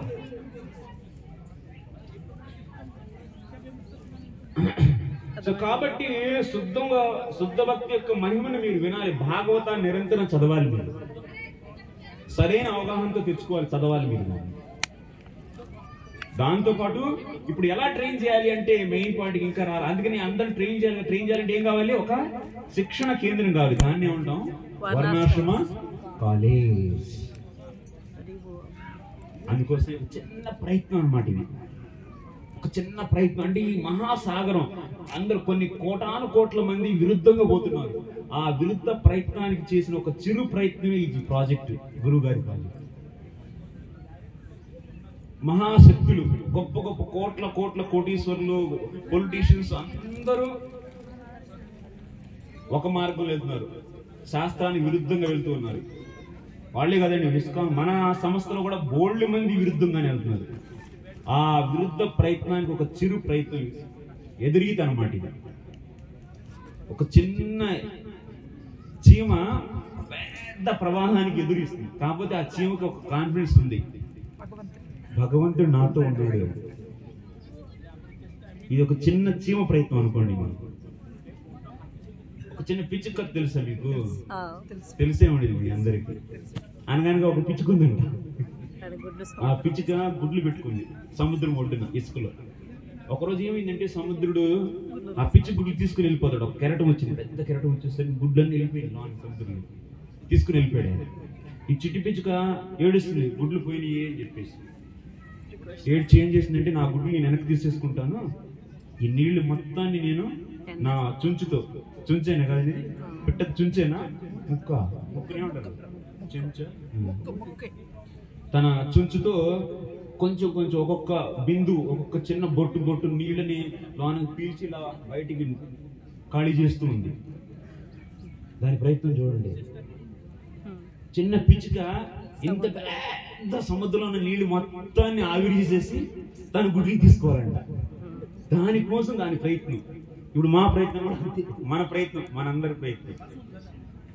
ఇంత పెద్ద విరుద్ధంగా ప్రవహించేటువంటి ఈ సమాజాన్ని ఎదుర్కొని మనం మళ్ళీ భగవంతుడు కావాలనుకునే వర్ణాశ్రమ వ్యవస్థను తీసుకురావాలనుకుంటున్నాం. ఇదంటే మన పిచ్చుక ప్రయత్నమే. మరి ఆ పిచ్చుక ఏమైన తర్వాత తెలుసా? ఆ పిచ్చుక వచ్చి అడుగుతాడు నారదుడు ఒకసారి వచ్చి, పిచ్చుక ఏం చేస్తున్నావు నువ్వు, ఇది ఏంటి ఈ ప్రయత్నం ఏంటి అని అడిగితే అప్పుడు చెప్తుంది పిచ్చుక, నా గుడ్లు ఈ సముద్రుడు తీసేసుకున్నాడు, ఆ గుడ్లు నేను వెనక్కి తీసుకోవాలనుకుంటున్నాను, అందుకోసం ఈ మొత్తం నేను ఈ నీళ్ళు మొత్తం తీసేస్తాను, తోడేస్తాను ఈ సముద్రం నుంచి, తోడేసి నా గుడ్లు తీసుకుంటా అని చెప్పింది. అంటే లాజికల్ గా చాలా మంది మనం అసలు మన బుద్ధజీవులు కదా, మనం బుద్ధజీవులకి ఇది ఎలా అనిపించింది, ఇదేంటి ఎర్రి బాగులు పిచ్చుకి ఏంటి చేసి ఇది అనిపించింది. బుద్ధిజీవులు, బుద్ధి అనేది చాలా పవర్ఫుల్ ఏం కాదండి, బుద్ధి పెద్ద గొప్ప వస్తువేం కాదు. బుద్ధిమంతులు, బుద్ధి is not a big thing. అయితే నారదుడు సరే అయితే ప్రయత్నం చెయ్యి, ఎందుకు నీ వల్ల కాదు, నువ్వు చిన్న పిచ్చికి ఇంత నేను ఎలా నువ్వు ఆవిరి చేయగలవు, చేయలేవు కదా అంటే, లేదు నేను చేయగలను అని చెప్పేసి అది దీక్ష పూనుకొని చేయడం స్టార్ట్ చేసింది. ఎంతలో నారదుడు సరే నీ ఇష్టం చేయాలనుకుంటే చేసుకో అని చెప్పి ఎన్ని చెప్పినా వెళ్ళకపోతే పిచ్చిక ఆయన వెళ్ళిపోయాడు. వెళ్తే దారిలో అప్పుడు ఒక గరుడు కనిపించాడు అనమాట. గరుడికి చెప్పాడు అనమాట నారదుడు, గరుడా మీ జాతి పిచ్చుక ఒకటి ఉంది, దాని గుడ్లనంట సముద్రుడు తీస్తున్నాడు, పాపం తను ప్రయత్నం చేస్తుంది, సో మరి నువ్వు రాజు పక్షులకి, పక్షిరాజు ఎవరు? గరుడు కదా, నీ ప్రజలు వాళ్ళు, మీ ప్రజలను రక్షించుకోపో అని చెప్పాడు అనమాట. అప్పుడు గరుడు వచ్చాడు, వచ్చి ఒక్కసారి సముద్రుని చూశాడు, చూసి గుడ్లు ఇస్తావా లేదా అన్నాడు. లేదు అంటే గరుడేని విశాలమైన శక్తిమంతుడు, మొత్తం పక్షులనే కాదు అసలు గరుడు యొక్క శక్తి ఇంద్రుడు వల్ల, ఇంద్రుడు ఒకసారి గరుడు పైన అటాక్ చేస్తే ఆ అమృత కలుషం తీసుకురావడానికి వెళ్ళాడు కదా, ఆ స్టోరీ మహాభారతంలో వస్తుంది. అయితే ఇంద్రుడు తన యొక్క వజ్రాయుధాన్ని వదిలితే గరుడికి ఏం కాలేదు. సరే ఇంద్రుడి యొక్క వజ్రాయుధానికి ఒక గౌరవం ఇవ్వాలి అని చెప్పేసి తన యొక్క రెక్కలోంచి ఒక చిన్న ఈకను అలా వదిలేడు అంతే. అంటే ఆయనకి రెస్పెక్ట్ ఇవ్వాలి కదా, అందుకోసం. అంటే అంత శక్తిమంతుడు అనమాట గరుడు. అంటే ఇంద్రుడిని కూడా ఓడించగలిగే శక్తి ఉంది ఆయన. ఆ గరుడు యొక్క ఆదేశాన్ని చూస్తేనే సముద్రుడు భయం వేసేసింది. అమ్మో, గరుడు తలుచుకుంటే ఒక్క క్షణంలో ఈ మొత్తం నీళ్ళని మొత్తం ఒక్క ఆవిరి చేయగలడు, తీసేసేయగలడు ఇక్కడి నుంచి అని చెప్పేసి భయపడిపోయి సో ఆ పక్షికి గుడ్డులు తిరిగి ఇచ్చేస్తాడు. అదేవిధంగా మనం కూడా ఆ పిచ్చుకు లాంటి ప్రయత్నం చేస్తున్నాం. ఈ సమాజాన్ని మళ్ళీ మన యొక్క ఆచార్యులు, మన యొక్క రూప గోస్వామి, సనాతన గోస్వామి, తర్వాత చిలజీవ గోస్వామి, విశ్వనాథ్ చక్ర ఠాకూర్, భక్తి వగ్నోద్ ఠాకూర్, భక్తి సిద్ధాంత ఠాకూర్ గోస్వామి మహారాజ్, శ్రీల ప్రభుపాద్ మన గురువు గారు, వీళ్ళందరి యొక్క ఆశయాన్ని నిర్వర్తించడం కోసం, దాన్ని విజయవంతం చేయడం కోసం మనం చేసే ప్రయత్నం అలాంటిది, పిచ్చుకు ప్రయత్నం. కానీ మనతో పాటు ఎవరున్నారు? భగవంతుడు ఉన్నారు. ఈ ప్రపంచం మొత్తాన్ని కూడా భగవంతుడు కావాలంటే ఒక్క నిమిషంలో తనను కావాలన్నట్టు మార్చగలడు. ఒక్కసారి ఎంతోసేపు పడ్డది అసలు ఈ మొత్తాన్ని అల్లకల్లోలం చేయడానికి. మళ్ళీ వాళ్ళ బుద్ధి సరిగ్గా అర్థమయ్యేటట్టు చేయడానికి ఆయన ఎంతసేపు పడుతుంది? ఒక్క నిమిషం కాదు. మీలో దృఢమైన ఆయన చేయడు అలాగా. ఒకవేళ భక్తులు కనుక సంకల్పిస్తే ఇది మళ్ళీ తిరిగి మారాలి అని చెప్పి భక్తులు కనుక సంకల్పిస్తే ఆయన గ్యారెంటీగా దాన్ని ఫాలో అవుతాడు. అందుకని భగవంతుడు ఏమంటాడు? కౌంతేయ ప్రతిజాని నమే భక్త ప్రణశ్యతి. అర్జున, నువ్వు గనక శపథం చేస్తే దాన్ని నేను నిలబెడతా. ఒక భక్తుడు గనక శపథం చేస్తే ఎవరు దాన్ని నిలబెట్టేది? భగవంతుడు. మన ఆచార్యులు, మన శ్రీల ప్రభుపాదులు వారు ఆల్రెడీ చెప్పారు, ఇది చెయ్యాలి, ఇది మీరు అని చెప్పేసి. అంటే మనలో ఎంత సిన్సియారిటీ అనేది మనకి కొలమానం వచ్చేది ఫాలో అవడానికి. కాబట్టి ఈ చిరు ప్రయత్నంతో మహారాజు గారు స్టార్ట్ చేశారు. ఒక 10 నిమిషాలు ఈ ప్రాజెక్ట్ గురించి చెప్తాను. కాబట్టి చాలా అంటే ఎంతో మంది మహారాజును కూడా డిస్కరేజ్ చేసిన వాళ్ళు ఉన్నారు. పెద్ద పెద్ద లెవెల్ నుంచి చిన్న లెవెల్ దాకా. మహారాజు ఒకరోజు చెప్పారు నాకు, నేను ఎప్పుడు రెగ్యులర్గా వచ్చి ఆయనతో మహారాజుతో కూర్చుంటూ ఉంటాను. అంటే మహారాజు అన్నారు అన్నమాట, చాలాసార్లు చెప్పారు, ఎవ్వరు కూడా నా శిష్యులు నా దగ్గరికి వచ్చి మహారాజు నేనేం చేయాలి అని చెప్పి ఎవరు అడగరు. వాళ్ళు ఏం చేయాలనుకున్నారు జస్ట్ అది చెప్పేసి వెళ్తారు. నిజంగా మీకేం కావాలి, మీరేం కోరుకుంటున్నారు, నేనేం చేయాలి మీకు అని చెప్పి అలా శరణాగతుడయ్యి ఎవరు మాట్లాడరు. ఆ దీక్షలో ఓకే దీక్ష చేసుకున్నాం, మనం చేయాలనుకుని మనం చేసుకున్నాం. దీక్ష అంటే ఏంటి? కమిట్మెంట్. అయ్యా నువ్వు నా గురువువి, ఇక ఇప్పటి నుంచి నువ్వేం చెప్తే అది చేస్తా, మీరు చెప్పిన విధంగా నేను నడుచుకుంటా అని చెప్పి ఒక కమిట్మెంట్. ఏదో ఫార్మాలిటీకి అందరు దీక్ష చేసుకున్నా నేను చేసుకున్నా, ఏం ఆ దీక్షలో ఏం అడిగితే ఏం వరగదు, అసలు నథింగ్, అంతా ఇక్కడే ఉండదు. అంటే గురువు పట్ల నీకు విశ్వాసం అనేది ఉండాలి. యాక్చువల్లీ మనకి ఎక్కడ అంటే మన యొక్క శారీరకమైనటువంటి భావన నుంచి బయట పడలేము అసలు. ఎన్నో జన్మల నుంచి మనం ఈ యొక్క అవిద్యతో కూడి ఉండటం వల్ల, ఆత్మ అవిద్యతో ఆవృతమై ఉండటం వల్ల ఎప్పుడు ఈ దేహభ్రాంతులు, అహంకారం వల్ల దేహభ్రాంతులు ఉండిపోయి, అయ్యో ఇవన్నీ ఒకవేళ వెళ్ళి మనం మొత్తగా మీరు ఏం చేయమన్నారు అది చేస్తారని చెప్తే కనుక ఆయన ఏదైనా చెప్తే నాకెంత కష్టమైద్దో, నాకెందుకు ఇవన్నీ అడగడం, ఏమి అది శిష్యుడా ఇది అట్లాగా ఏమి కాదు. ఎప్పటి వరకైతే నువ్వు పూర్తిగా శరణాగతుడు అవో అప్పటి వరకు నీ భక్తి స్టార్టింగ్ అవనే. ఇది పక్కా. నువ్వు ఎన్ని రోజులైనా టైం తీసుకోలేవు. నీ ఒక్క రోజుకి నువ్వు పూర్తిగా గురువుకి సరెండర్ అయితే ఆటోమేటిక్ గురువు నిన్ను భగవంతుడు సరెండర్ అయ్యేటట్టు చేస్తాడు. కాబట్టి ఫార్మాలిటీ కాదండి దీక్షలు తీసుకోవటం, సమర్పించుకోవడం.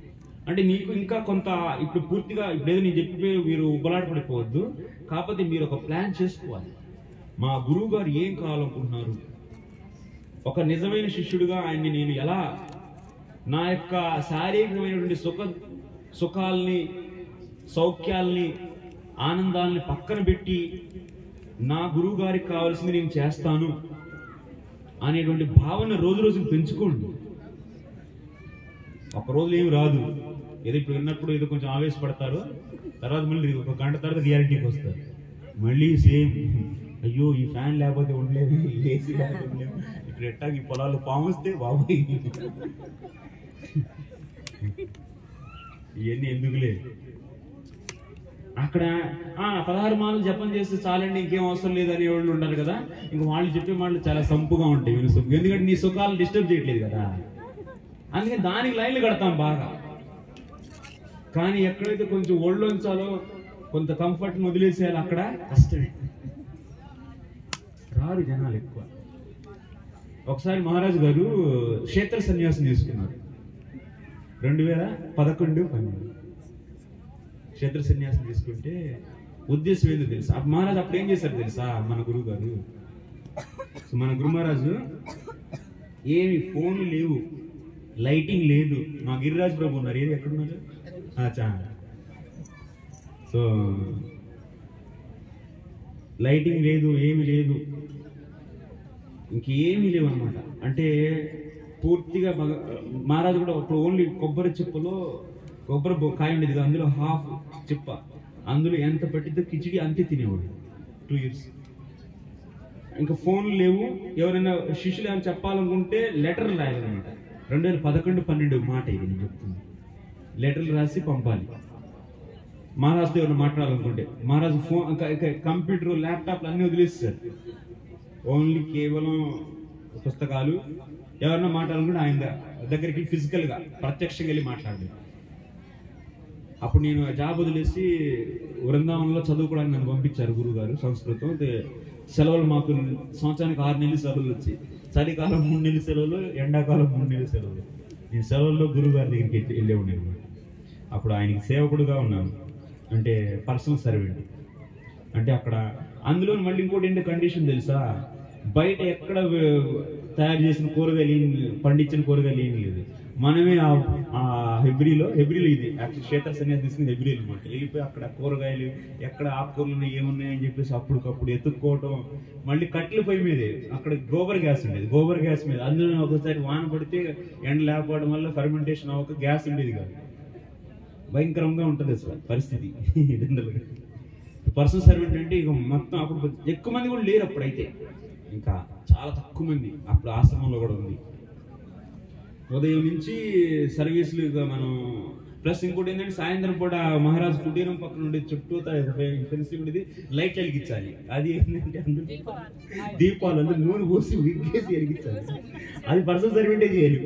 అమ్మో, సేవ చేసి అది వెలిగించడానికి నాకు కనీసం ఒక 2 గంటల టైం పట్టింది. బట్టలు ఉతకాలి, బట్టలు ఆరేవి కాదు, ఎందుకంటే వానలు పడతాయి హెబ్రిలు. యాక్చువల్గా వానాకాలం వచ్చేవాడు, సో జూన్ జూలైలో అంటే వానలు పడతాయి అన్నమాట. ఆ బట్టలన్నీ మళ్ళీ అక్కడ. ఆ తర్వాత ఇంకా సో ఎట్లా ఉండేది అంటే పరిస్థితి, మహారాజు అన్నింటినీ దూరం లేదు. అప్పుడు అసలు మెయిన్ పాయింట్ ఏంటంటే ఎందుకు మహారాజు అలాంటి ఆస్ట్రిటీ తీసుకున్నారు అంటే, నేను అడిగాను యాక్చువల్లీ రోజుకు 2-3 గంటలు, 4 గంటలు, 5 గంటలు కూడా మహారాజు మాట్లాడుతూ ఉండేవాళ్ళు అనమాట. చాలా విషయాలు చెప్తూ ఉండేవాళ్ళు నాకు. సో ఏంటి మహారాజు ఎందుకు ఇట్లా ఉన్నారు అసలు? ఒకరోజు అడిగాను ఏంటి ఉద్దేశం ఏంటంటే, నా ఉద్దేశం ఏంటంటే నేను ఇట్లా అన్నిటి నుంచి దూరం అయ్యి ఇట్లా ఉంటే నేను కావాలనుకునే డిసైబుల్స్ వచ్చి నాతో పాటు ఉంటారు అని చెప్పి ఉద్దేశంతో నేను ఇలా ఉన్నానని చెప్పారు. ఒక్కళ్ళు ఉన్నోళ్ళు వెళ్ళిపోయారు. ఇంకా ఏంటి సిన్సియారిటీ ఏముంది మనకి? ఏమి పేరుకి దీక్ష తీసుకుంటే అయిపోయిందా? లేదు. అంటే ఇప్పుడు మీరు ఆలోచించడం కోసం చెబుతాను, మిమ్మల్ని విమర్శించాలని నా ఉద్దేశం కాదండి. ఏదో ఒక రోజుకి నేను పూర్తిగా గురువుని ఫాలో అయ్యే శిష్యుని అవ్వాలి అని చెప్పి ఒక కోరిక పెంచుకుంటారనే ఉద్దేశం చెబుతున్నా, మిమ్మల్ని విమర్శించడం నా ఉద్దేశం కాదు. ఎందుకంటే నీ వాస్తవం తెలుసుకోకుండా మభ్య పెట్టేసి ఏదో కొంతసేపు వినసొంపు కథలు చెప్పేసి మిమ్మల్ని ఆహా ఓ అనిపించడం నా ఉద్దేశం కాదు. అలా చేస్తే ఉపయోగం ఏముంది? మిమ్మల్ని మీరున్న పరిస్థితి మీకు అర్థమయ్యేటట్టు చెప్పకుండా ఉంటే, ఇప్పుడు రోగి యొక్క విషయాన్ని డాక్టర్ దాస్తే ఏమైంది చెప్పండి? రోగికున్న రోగాన్ని డాక్టర్ దాస్తే ఏమవుతుంది చెప్పండి? రోగికే నష్టమా కాదా? డాక్టర్ రాగానే రోగి వచ్చి కూర్చోగానే నువ్వు అంత బాగుందయ్యా, అంత నైస్ అయ్యా అని చెప్పేసి చెప్పి పంపించేశాడు. ఎవరికి నష్టం? రోగికి వినేటప్పుడు వాడికి బాగానే అనిపించదు, అమ్మా నాకేం లేవంటారు డాక్టర్ చెప్పాడని చెప్పేసి వాడు అనుకొని వెళ్ళిపోవచ్చు. కానీ నష్టం ఎవరికి జరిగేది? రోగికి కదా. అదే రోగికి అయ్యా బాబు నీలో ఈ రోగాలు ఉన్నాయి, లేకపోతే ఇవన్నీ మందు వాడకపోతే పోతావు నువ్వు త్వరలోనే అని చెప్తే కొంచెం రోగి బాధ వేస్తుంది, నాలో ఇన్ని రోగాలు ఉన్నాయా, నేను ఇంత ఘోరంగా ఉన్నానా, నా శరీరం ఇంత ఘోరంగా ఉందా అని చెప్పి అప్పుడు వినేటప్పుడు కొంచెం బాధ వేసినా ఆ ఇచ్చినటువంటి మందు వాడుకొని వాడికి లాభమే కదా జరిగేది అల్టిమేట్ గా. డాక్టర్ అన్ని ఉన్న విషయాన్ని ఉన్నట్టు చెప్తే. అదేవిధంగా ఇప్పుడు టీచర్ కూడా, ఒక శిక్షకుడు అనేవాడు కూడా వినేవాళ్ళు శ్రోతలు ఎక్కడున్నారు, వాళ్ళ యొక్క శిష్యులు అంటే స్టూడెంట్స్, వాళ్ళ యొక్క వాస్తవ స్థితి ఏ రోగంతో ఉన్నారనేది వాళ్ళకి చెప్పడం చాలా ముఖ్యం. అందుకోసం నేను చెప్తున్నాను, వాస్తవం చెబుతున్నాను. అంటే మహారాజ్ యొక్క డిటర్మినేషన్ ఎక్కడో అక్కడ ఉంది, శిష్యుల యొక్క ఫాలోయింగ్ ఎక్కడెక్కడో పాతాళంలో ఉంది. అంత హై క్లాస్ గురువుకి ఎంతో లో క్లాస్ స్టూడెంట్స్, డిసైబుల్స్ అన్నమాట.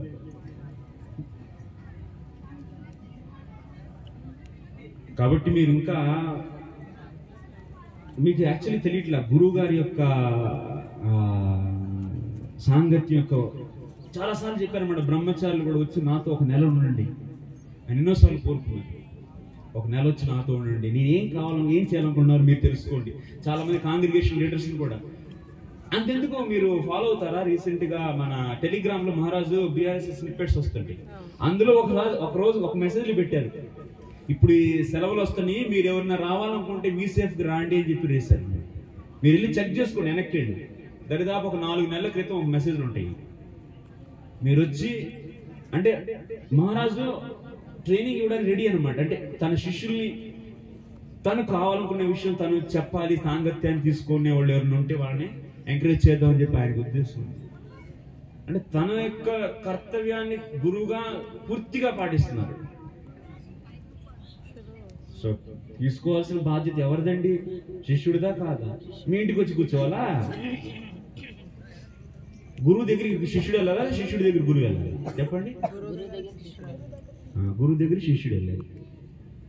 మా ఇంటికి వస్తే చూస్తా, మా ఊరు వస్తే చూస్తా, మా సిటీ వస్తే చూస్తా. ఏంటిది అంటే మనకి భక్తి పట్ల నిజంగా సీరియస్ గా డిటర్మినేషన్ ఉంటే, శుద్ధ భక్తి చేయాలనేది ఉంటే ఆటోమేటిక్ గా మిగతా అన్ని వదులుకుంటాం. డబ్బు సంపాదించాలని అనుకుంటే కన్నా అమ్మ నాన్న వదిలేసి ఎన్నో వందల కిలోమీటర్లు ఎగురుతున్నావా లేదా? ఆకాశంలో ఎగిరిపోయి అమెరికా వెళ్తున్నావా లేదా? ఎందుకు వెళ్తున్నావు? డబ్బు పట్ల ఆశ. అట్లాగే భక్తి పట్ల రుచి ఉంటే ఆటోమేటిక్ మనం కూడా అన్ని ఏదైనా ఒప్పుకుంటాం. కాబట్టి మీకు శుద్ధ భక్తి యొక్క మహత్యం అనేది అర్థం అవ్వాలి. దాంతోపాటు గురువు యొక్క ఆవశ్యకత, దానికి పాటు ఆటోమేటిక్ ఇవన్నీ వచ్చేస్తాయి. గురువుకి ఏది కావాలన్నా అది చేయొచ్చు అన్నమాట, చేయగలుగుతాం. సో అందుకోసమే ఇలా ఈ 4వ మూమెంట్ అంటే ఏంటి? దీక్ష తీసుకున్నటువంటి వాళ్ళని ఒక సిస్టమేటిక్ గా మనం తీసుకురావడం కోసం, ట్రైనింగ్ చేయడం కోసం వర్ణాశ్రమ కాలేజ్ పెట్టారు.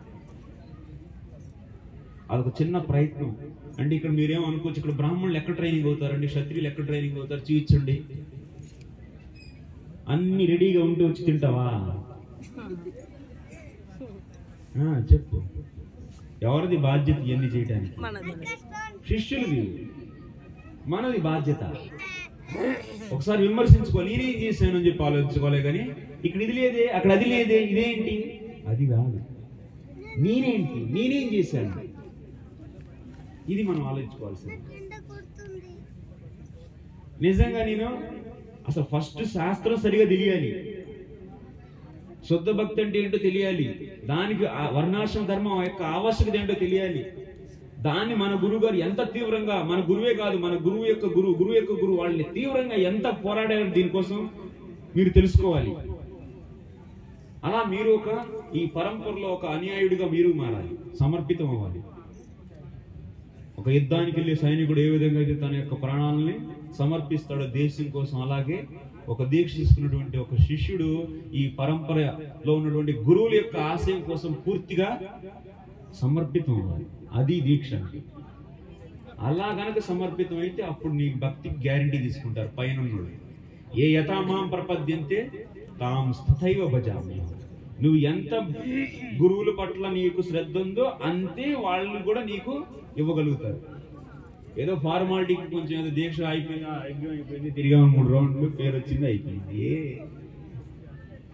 లేదు, సమర్పణ ముఖ్యం. మనస వాచా కర్మ అన్ని విధాలుగా సమర్పణ అనేది ముఖ్యం. సో కాబట్టి ఇక్కడ మేము చేసే ప్రయత్నం ఏంటంటే గురుకులం, ఆ బిల్డింగ్ ఉంది కదా, ఆ బిల్డింగ్ గురుకులం కోసం అనమాట. వర్ణాశ్రమ గురుకులం ప్లస్ వర్ణాశ్రమ కాలేజ్. అంటే ఇప్పుడు ఒక వర్ణాశ్రమ సొసైటీని డెవలప్ చేయాలంటే మనకి శిక్షణ కావాలి. కాబట్టి ఆ శిక్షణ కోసం పెట్టినటువంటి కేంద్రం అనమాట ఇది వర్ణాశ్రమ. VCF అంటే వర్ణాశ్రమ కాలేజ్ ఫౌండేషన్. ఒక్కటి కూడా లేదు అసలు. 50 ఏళ్ళు అయిపోయింది మన ఇస్కాన్ మీకు వర్ణాశ్రమ కాలేజీ. ఒక్కటి కూడా లేదు. ప్రభుపాద కొన్ని వందల సార్లు చెప్పారు ఆయన ఉన్నప్పుడు. 1972 నుంచి 77 ఈ లాస్ట్ 5 సంవత్సరాల్లో ఆయన ఇచ్చినటువంటి ఇన్స్ట్రక్షన్ లో 75% ఇన్స్ట్రక్షన్ దేని గురించి చెప్పారు తెలుసా? భక్తి కన్నా ఎక్కువ దేని గురించి చెప్పారు తెలుసా? వర్ణాశ్రమం గురించి చెప్పారు. ఎందుకో తెలుసా? ఈ మొహాలకు శుద్ధ భక్తి చేసే సీన్ లేదు. కనీసం వీళ్ళకి ఒక మనిషిలాగా బతికి శుద్ధ భక్తులు సాంగత్యం తీసుకుంటే వాళ్ళు ఏదో ఒక రోజుకి శుద్ధ భక్తిలో ప్రవేశిస్తారనే ఉద్దేశంతో సమాజానికి అవసరమైన విషయాన్ని మాటికి చెప్పారు. కానీ మనం పెడచెవిని పెట్టేసి మనకి ఏది సుఖంగా ఉండిద్దో అది చేద్దాం. మంచిగా తలో కాసిన డబ్బులు వేసుకొని ఫీజు చేసుకొని హరే కృష్ణ పోగా కొంచెం కష్టమైన సేవలు అంటే వదిలేస్తాం. అది కరెక్ట్ కాదు, సమర్పణ లేదు. అది చెయ్యాలి మీరు చేసి, అది వదిలేయకండి. ఇప్పుడు అది వదిలేసి ఇది వదిలేస్తే రెండు డిజిట్ రేవడు అవుతుంది. అది ఏదో పట్టుకుని అది చెయ్యండి. అది చేస్తూ ఇటువైపు ఇంకా ఎలాగా సమర్పితం అవ్వాలని చెప్పి ఆలోచించుకోవాలి. ఇంకా ఈ ప్రభుపాదుల యొక్క లెక్చర్స్ వినాలి మీరు. ప్రభుపాద లెక్చర్ చాలా ఇంపార్టెంట్. అక్కడ ఇక్కడ ఏవో కుప్పలుగా వింటున్నారు, కానీ మెయిన్ మనిషి మాటలు వింటలే. మీరు చాలా మంది నాకు తెలుసు, మీరు చెప్పాల్సిన అవసరం లేదు. ప్రభుపాద్ గారి లెక్చర్స్ వినాలి, ప్రభుపాద్ గారి రూమ్ కన్వర్సేషన్స్, మార్నింగ్ వాక్స్ ఇవన్నీ మీరు వినాలి. ఆయన కోరుకున్నటువంటి విషయాన్ని మీరు తెలుసుకోవాలి, మీరు దానికి సమర్పణ అవ్వాలి. అదే మహారాజు కోరుకుంటున్నారు. ఆయన అన్నిసార్లు చెప్పిన ఈ విషయం గురించి వర్ణాశ్రమ కాలేజ్ పెట్టండి అని చెప్పి 1900 అసలు ఆ మూమెంట్ స్టార్ట్ చేసేటప్పుడే ఆల్రెడీ ప్లాన్ వేసుకుని వెళ్ళారు. అసలు ఇప్పుడు వరకు ఒక్క కాలేజీ లేదు. అంటే మనం ప్రభుపాదని ఎంతగా ఫాలో అవుతున్నాం, ఎంత సిన్సియారిటీగా ఫాలో అవుతుంది అనేది కూడా మనం విమర్శించుకోవాలి. సో కాబట్టి మన భాగ్యం యాక్చువల్లీ మన లీడర్, మన గురువు గారు. అంటే మొదటి 3 మూమెంట్లు అంటే సంకీర్తన, టెంపుల్ వర్షిప్, ఇనిషియేషన్, ఈ 3టికి ఒక రూపం వచ్చేది ఎప్పుడు అంటే 4వ మూమెంట్ ఇంప్లిమెంట్ అయినప్పుడే. దీక్ష తీసుకున్న తర్వాత వాళ్ళందరూ ఒక సమాజంగా ఉండి వాళ్ళందరూ ఒకరినొకరు సహకరించుకుంటూ వాళ్ళు కృష్ణుడికి సేవలు చేస్తూ శుద్ధ భక్తుల సాంగత్యంలో ఉండి భక్తి శాస్త్రాలను విని పూర్తిగా భగవంతుడి పైన శరణాగతులు అవ్వటమే టార్గెట్ అన్నమాట. అలా శరణాగతులు అయ్యి నిరంతరం భజన చేయటం. అందుకోసం ఈ వర్ణాశ్రమ వ్యవస్థ, ఇది మొత్తం సక్సెస్ చేయడం కోసం. ఆడాడో కంపెనీలో పనిచేస్తూ వాడు రేపు జన్మాష్టమి అంటే పిలుస్తాడు కంపెనీలు, ఈ రోజు రావాల్సిందే. అసలు జన్మాష్టమి మీకు ఎందుకు సెలవు ఇస్తాడు? అసలు ఫస్ట్ ఇస్తాడు? బయట కార్పొరేట్ కంపెనీ సెలవు ఇస్తారా? ఎవరు? క్రిస్మస్కి ఇస్తాడు. జన్మాష్టమికి ఇస్తారా? ఏమి డెడ్ లైన్ ఉంది, నువ్వు రేపు రాకపోతే నీకు ఫైర్ చేసేస్తాను అని అంటాడు. ఏం చేస్తావు? జన్మాష్టమికి వెళ్తావా లేకపోతే కంపెనీకి వెళ్తావా? కంపెనీకి వెళ్తావు. అంటే నీ జీవితాన్ని ఎవడు కంట్రోల్ చేస్తున్నాడు? ఎవడో భక్తుడు కాదు, వాడు కంట్రోల్ చేస్తున్నాడు. నీ జీవితం మొత్తం వాళ్ళు కంట్రోల్ చేస్తున్నారు. నువ్వేమో ఇటు వెళ్దాం అనుకుంటున్నావు, వాడేమో అట్లా ఆకపోతున్నాడు. భౌతికమైన లాభాలు, సక్సెస్ నాకు రావాలి, నా కంపెనీలో పనిచేయాలి అంటే నువ్వు నేను చెప్పినట్టు వినాలి. వాళ్ళు ఒక కంపెనీలే కాదండి, అన్ని రంగాలను ఆక్రమించేశారు. నేను ఇచ్చిన ఎరువులనే వాడాలి, నేను ఇచ్చిన విత్తనాలనే వాడాలి, నేను చెప్పిన పద్ధతులనే ఫాలో అవ్వాలి, నేను చెప్పిన ఉపకరణాలనే వాడాలి, నేను కనిపెట్టిన ట్రాక్టర్నే వాడాలి, లేకపోతే నువ్వు చేయవద్దు. ప్రతిదీ వ్యవసాయం ఏంటి ఏ రంగాన్ని అన్ని రంగాల్లోనూ భగవంతుడు ఇచ్చిన విధానాలన్నింటినీ తీసి పక్కన పెట్టేసి వాళ్ళు చెప్పిన వాళ్ళ మనమాని అంటే ఏమంటారంటే వాళ్ళకి మనగణంతమైనటువంటి పద్ధతులు ఏవైతే వాళ్ళు కనిపెట్టారో అవే నువ్వు ఫాలో అవ్వాలి. అంటే నీ యొక్క ప్రతి ఒక్క ఇంచి వాడే కంట్రోల్ చేస్తున్నాడు. ప్రభుపాదులు ఏంటి? Land, cows and Krishna. అంటే మనకు కొంత భూమి, 4 ఆవులు, 4 ఎకరాలు, 2 ఆవులు. సో నీకు కావాల్సిన ఆహారాన్ని పండించుకో, నీకు కావాల్సిన పాలు పిండుకో ఆవుల నుంచి. సో నువ్వు హ్యాపీగా, నువ్వు సుఖంగా తిను. నీ పిల్లలకి భగవంతుడి గురించి చెప్పిన సంబంధించిన శాస్త్రాలు చెప్పుకోండి, కలిసి మీరు ఆయుర్వేదం వాడుకొని మీ రోగాలు నయం చేసుకోండి, భగవంతుడి నామాన్ని జపం చేసుకోండి. ఎంత పనికి మళ్ళీ ఎందుకు అని చెప్పి ప్రభుపాదుల వారి యొక్క ఉద్దేశం ఏంటి? బయట వాళ్ళపైన మన యొక్క డిపెండెన్సీ, మనం డిపెండ్ అయిపోయాం, ఆధారపడిపోయాం. మన యొక్క ఆధారపడడం అనేది తగ్గించుకోవడం. ఎంత తగ్గించుకుంటే అంత మంచిది. భగవంతుడు అనుకుంటాడు, నా భక్తుడి పైన ఆధారపడుతున్నాడా వీడు, లేకపోతే బయటోడి పైన ఆధారపడుతున్నాడు. నేనంటే ఇష్టపడినోడు దగ్గరికి వెళ్ళి వీడు వెళ్ళి అడుక్కొని తింటున్నాడు ఏంటి అని చెప్పి ఆయన కూడా ఫీలింగ్ వస్తున్నాడు. అవునా కాదు? దేవుడా రాముడా అని చెప్పేసి నువ్వేదో అన్నమా రామచంద్ర అని చెప్పేసి వెళ్ళి నాకు నువ్వుంటేనే నువ్వే, వాడు భక్తుడు కాదు, వాడు బాసు, నువ్వే దిక్కు, నువ్వే నాకు అన్ని సర్వస్వం, నువ్వు జాబిస్తే నేను బతకగలుగుతాను, నీ బతికితేనే తినగలుగుతాను, తింటేనే నేను జపం చేస్తాను. అంటే ఈ వ్యక్తి యొక్క శరణాగతి ఎవరి పట్ల ఉన్నట్టు? భగవంతుడి పట్ల ఉందా, లేకపోతే భగవంతుడిని వద్దు అనుకుని భగవంతుడిని తిట్టి విమర్శించే, లేదా భగవంతుని నిరాకరించే, తిరస్కరించే వ్యక్తి పట్ల ఉన్నట్ట? అంటే మనలో ఇంకా ప్యూరిటీ లేదు. ఆలోచించుకోండి. కృష్ణ కాన్షియస్నెస్ అంటే తమాషా కాదండి. ప్రతిదీ మన భగవంతుడు తప్ప ఇంకా వేరే దేనిపైన ఆధారపడుతుంది. అందుకని భాగవతం చదవండి, భాగవతం చదవాలి. ఏదో కహానీలు కాదు, అక్కడ ఉన్నటువంటి భక్తుల యొక్క హృదయాన్ని అర్థం చేసుకోవాలి. ఒక కుంతి మహారాణి భగవంతుని ప్రార్థిస్తుంటే తన యొక్క హృదయం పొంగి పొర్లిపోయి ఒక స్తుతి రూపంలో వచ్చింది. దాన్ని నువ్వు క్షుణ్ణంగా అర్థం చేసుకుంటే అప్పుడు నీకు అర్థమైంది, అబ్బో భక్తి అంటే ఇదా, నేను ఇలా అవ్వాలా అని చెప్పి. అది సరిగా చదవట్లేదు కాబట్టి మీకు ఇవన్నీ ఎక్కట్లా గురువు గారి యొక్క ఉద్దేశాలు కూడా.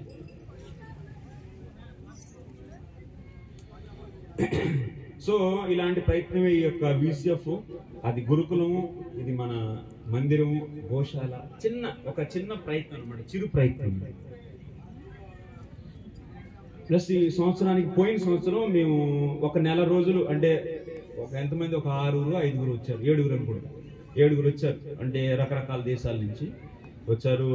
ఒక మన వర్ణాశ్రమ కాలేజ్ అని చెప్పి మహారాజు, అంటే అక్కడ కొంతమంది ఉన్నారు తన శిష్యుల్లో, కొంతమంది ఆయుర్వేదం చెప్పేవాళ్ళు, నేనేమో చాణక్యుడు అర్థశాస్త్రం, ఇంకా కొంతమంది యోగా. అలా ఈ నెల రోజులు ఒక చిన్న ప్రయత్నం. వర్ణాశ్రమ కాలేజ్ అయితే ప్రాపర్గా మనం యాక్చువల్ ప్రభుపాద ఏమనుకున్నారంటే అన్ని కాలేజీలు కూడాను వర్ణాశ్రమ కాలేజీలు అయిపోవాలి, పిల్లలందరినీ కూడా వర్ణాశ్రమ కాలేజీలు చదివించేసి బ్రాహ్మణ, క్షత్రియ, వైశ్య, శూద్రులుగా తీర్చిదిద్దాలి, విభజించాలి, వాళ్ళకి ప్రాపర్గా వాళ్ళకి ఒక మనుష్య సమాజాన్ని క్రియేట్ చేయాలని చెప్పి ఆయన ఉద్దేశం. అంత లక్ష్యంకి ఇది ఒక చిన్న ఆరంభం అన్నమాట. ఒక నెల రోజులు ఈ యొక్క 4 వర్ణాలకు సంబంధించినటువంటి ఎడ్యుకేషన్ ఇవ్వడం జరిగింది. ఈ సంవత్సరం 2 నెలలు స్టార్ట్ చేయాలి, 2 నెలలు ఇచ్చాము అన్నమాట. అంటే అక్కడ ఏంటి, బ్రాహ్మణుడికి సంబంధించిన కొన్ని విద్యలు, క్షత్రియుడికి సంబంధించిన కొన్ని విద్యలు, వైశ్యుడికి సంబంధించిన కొన్ని విద్యలు, శూద్రులకు సంబంధించిన కొన్ని విద్యలు, ఇలాంటి కొన్ని వాటి కొద్దిపాటి టైం కోసం చెప్పారు. కానీ మనం ఏంటంటే వాళ్ళు ఒక వ్యక్తిని పూర్తిగా రూపుదిద్దేంత వరకు రావాలి. మరి ఎలా చేయాలి, మరి ఇది ఎలా ఎవరు చేస్తారంటే మనమే చేయాలి. కాబట్టి మీరు ప్రభుపాదుల వారి యొక్క స్పీకింగ్ అబౌట్ వర్ణాశ్రమ ధర్మ అనేటువంటి ఒక పుస్తకం ఉంది, అది చదవాలి మీరు. తెలుగులో లేదు, అది ఇంగ్లీష్లో ఉంది. సో తెలుగులో ఎవరొకరు ట్రాన్స్లేట్ చేయండి. మీరు ఎవరు చేస్తారు, చెయ్యాలి. సో అందులో ప్రభుపాదుల యొక్క హృదయం అనేది, అంటే వర్ణాశ్రమాన్ని గురించి చెప్పినటువంటి విషయాలన్నింటినీ సంగ్రహించి ఒక పుస్తకంగా రాశారు. అదే కాకుండా మన గురు మహారాజ్ గారు కూడా చాలా పుస్తకాలు రాశారు. పుస్తకాల ఎగ్జిబిషన్ ఉంది, అక్కడికి వెళ్ళి చూడండి. కనీసం పుస్తకాలు చూడండి, కొనకపోయినా చూడండి, కానీ చూసిన భాగ్యం. సో తర్వాత ఇక మనం ఇలా ఈ యొక్క ప్రయత్నం జరిగింది. ఇప్పుడు ఈ మహారాజు గారు గురుకులం స్టార్ట్ చేయాలని, అది ఎంతమంది అంటే ఒక 20 మంది పిల్లలు, 5 నుంచి 7 ఏళ్ల వయసు వాళ్ళనే తీసుకుంటాము. అది ఇంకా పూర్తిగా రెడీ అవ్వలేదు. సో దానికి సంబంధించిన ఇంకా అవసరాలు ఉన్నాయి మహారాజు. సో అయితే 5 నుంచి 7 ఏళ్ల వయసు పిల్లల్ని 20 మందిని తీసుకుంటారు. 10, 20 కింద 10 మంది, పైన 10. వాళ్ళకి సిస్టమేటిక్గా ఇప్పుడు వరకు వర్ణాశ్రమ గురుకులు అంటే ఏంటి, ఒక పిల్లవాడిని స్కూల్లో పెడితే వాడు దాని నుంచి బయటకు వచ్చేసరికి, ఆ విద్యా సంస్థ నుంచి బయటకు వచ్చి ఒక ప్రాపర్ వైష్ణవుడితో పాటు ఒక బ్రాహ్మణుడో, క్షత్రియు, వైశ్యుడో, శూద్రుడో, అలా ఒక వర్ణంతో తయారై రావాలి. సమాజంలో నిలదొక్కునే సామర్థ్యం ఉండాలి. అలా కరికులం డిజైన్ చేసి తీసుకెళ్లాలనే ఒక ఉద్దేశం. ఇప్పటి వరకు అలాంటి గురుకులం ఒక్కటి కూడా లేదు, వర్ణాశ్రమ కాలేజీ లేదు, అలా తయారు చేసే గురుకులము లేదు. కానీ చేద్దాం. Will do that. ఏమంటారు సీజీ గారు? Will do that. మన పిచ్చుకునే గుర్తుపెట్టుకోవాలి మీరు. ఏదో ఒక రోజు గరుడు వచ్చి పిచ్చుకి హెల్ప్ చేస్తాడు. యాక్చువల్లీ మీరందరూ అనుకుంటా గరుడు మేము కాదు, మీరు చూసుకోండి. ఎవరో గరుడు వస్తాడన్నాక సరిపో. అయితే ఎవరి సిన్సియారిటీ వాళ్ళదేనండి. ఎవరు సిన్సియర్ అయితే వాళ్ళే భక్తిలో డెవలప్ అవుతారు. అల్టిమేట్లీ సేవ చేసి ఎవరిని ఉద్ధరించుకుంటున్నాం మనం? గురువు గారిని ఉద్ధరిస్తున్నామా? దాని సమాజాన్ని ఉద్ధరిస్తున్నామా? మనం ఉద్ధరించుకుంటున్నాం. మన సిన్సియారిటీ మనల్ని రక్షించే, ఎవరి కోసమో కాదు, మన కోసం. సో కాబట్టి మీరంతా ఇంకా తెలుసుకోండి. టైం ఉన్నప్పుడు రండి. 78 ఏళ్ళు మహారాజు, వయసు ఆల్రెడీ పైబడిపోయింది. కాబట్టి చాలా అమూల్యమైనటువంటి సంవత్సరాలు. ఒక వ్యక్తి ఉన్నంత వరకు వాళ్ళ వాల్యూ తెలియదు మనకి. అలా మీరు చూసే ఉంటారు, మీ అమ్మ, నాన్న, మీ తాత.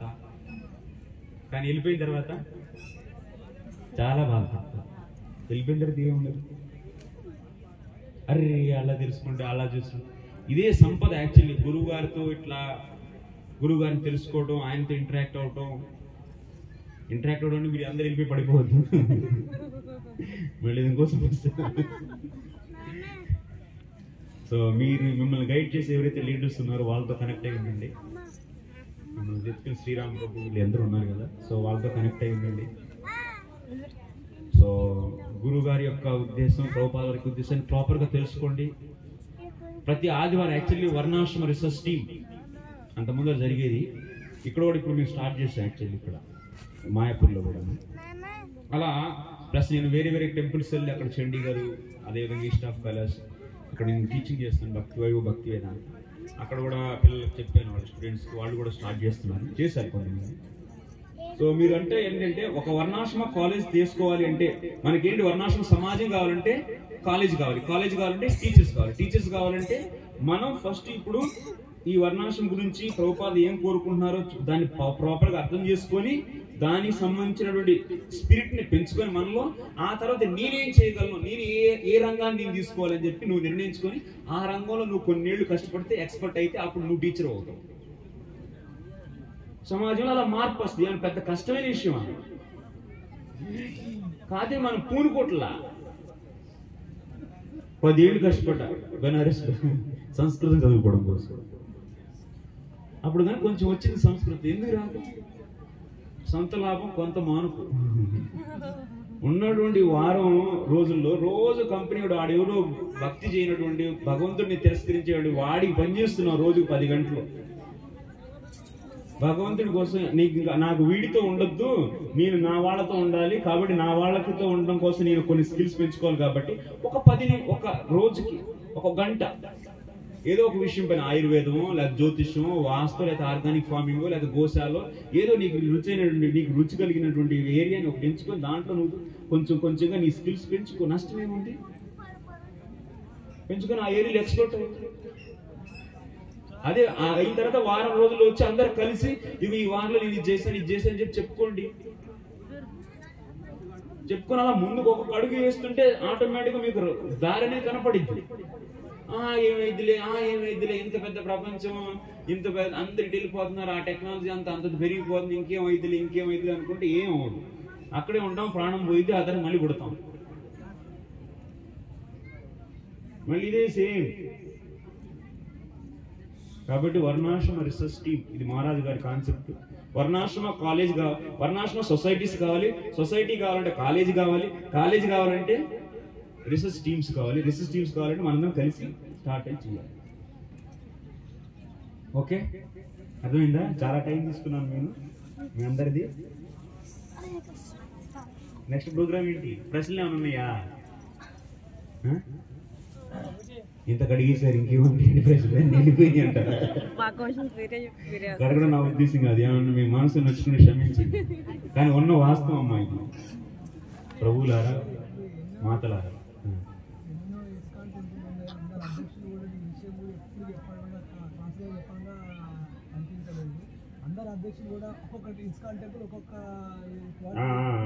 ఓకే అర్థమైంది.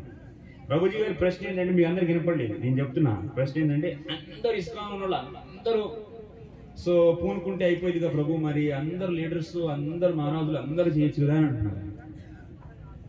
మనుష్యాణం సహస్రేషు కశ్చిత్ యతతి సిద్ధయే యతాం అపి సిద్ధానాం కశ్చిన్ మాం వేత్తి తత్వతః.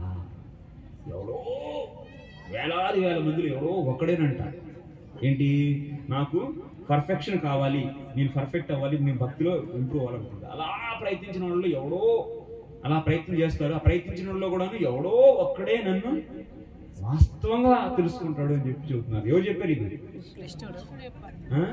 కృష్ణుడు చెప్పాడు. అర్జున్. కాబట్టి మన అదృష్టం మనకు అలా, మనం వేరే వాళ్ళు ఎందుకు చేయట్లేదని కాదు, నేను ఎందుకు చేయట్లేదని ఆలోచించుకోవాలి. వేరే వాడు సంగతి నిన్ను చూసి వాళ్ళు కూడా చేస్తారు. ఏదో ఫస్ట్ అందరూ అదే అనుకుంటారు, పక్కనోడు చేస్తే నేను చేస్తాను అనుకుంటారు. ఇది కరెక్ట్ కాదు, ఇది ఫిలాసఫీ రాంగ్. పక్కనోడు బురదలో పడతాడు, నువ్వు కూడా వెళ్ళిపోయి బురదలో పడతావు అంతే.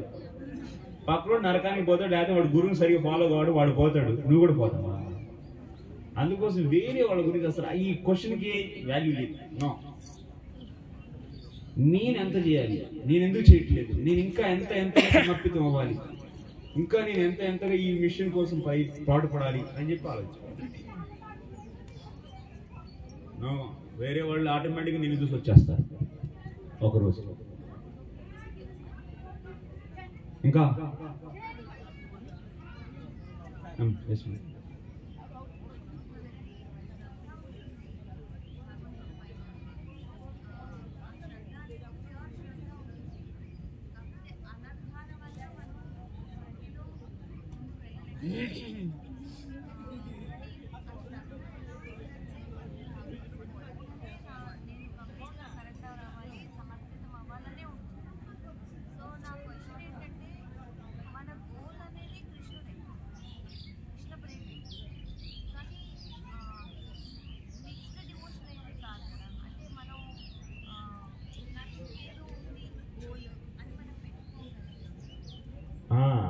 మాతాజీ ప్రశ్న ఏంటి అంటే, ఇప్పుడు మనం కృష్ణుడినే పొందాలి అనేటువంటి లక్ష్యం మనకు ఉంది, కృష్ణుడి పట్ల మనకి శ్రద్ధ కూడా ఉంది, కానీ చేయలేకపోతున్నాం ఎందుకంటే అనర్థాల వల్ల.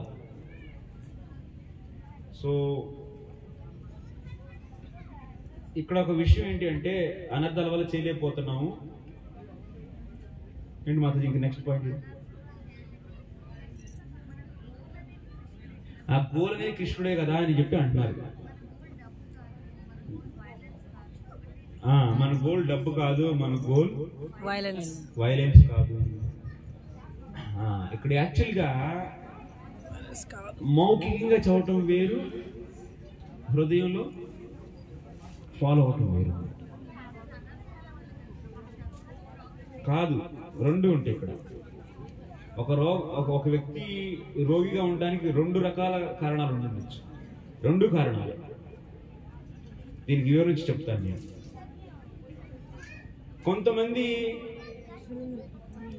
నలుగురు చూసారు, మా తాత భక్తి చేస్తున్నాడు, అది మా అన్నయ్య చేస్తున్నాడు, మా అంకుల్ చేస్తున్నాడు, మా ఫ్రెండ్స్ చేస్తున్నాడు, నేను చేస్తున్నాను, వీళ్ళందరూ చేస్తున్నారు, ఇలాంటి నాకు ఇష్టం కాదు నేను చేస్తున్నాను, నాకు కృష్ణుడిని నమ్మేస్తున్నాను. ఇది శ్రద్ధ కాదు. శ్రద్ధ అంటే శాస్త్రార్థ విశ్వాస. శాస్త్రాన్ని, భక్తి శాస్త్రాలు అంటే మొత్తం నానా శాస్త్రాలు కాదు, భక్తి శాస్త్రాలని అంటే భగవద్గీత, భాగవతం, ఇంకా మన ఆచార్య రాసిన గ్రంథాలు, వాటిని క్షుణ్ణంగా చదివి మీలో ఉన్నటువంటి అసంభావన, విపరీత భావనల్ని పూర్తిగా నివృత్తిపరచుకోవడం వల్ల వచ్చేటువంటి ఒక దృఢమైనటువంటి విశ్వాసాన్ని శ్రద్ధ అంటారు.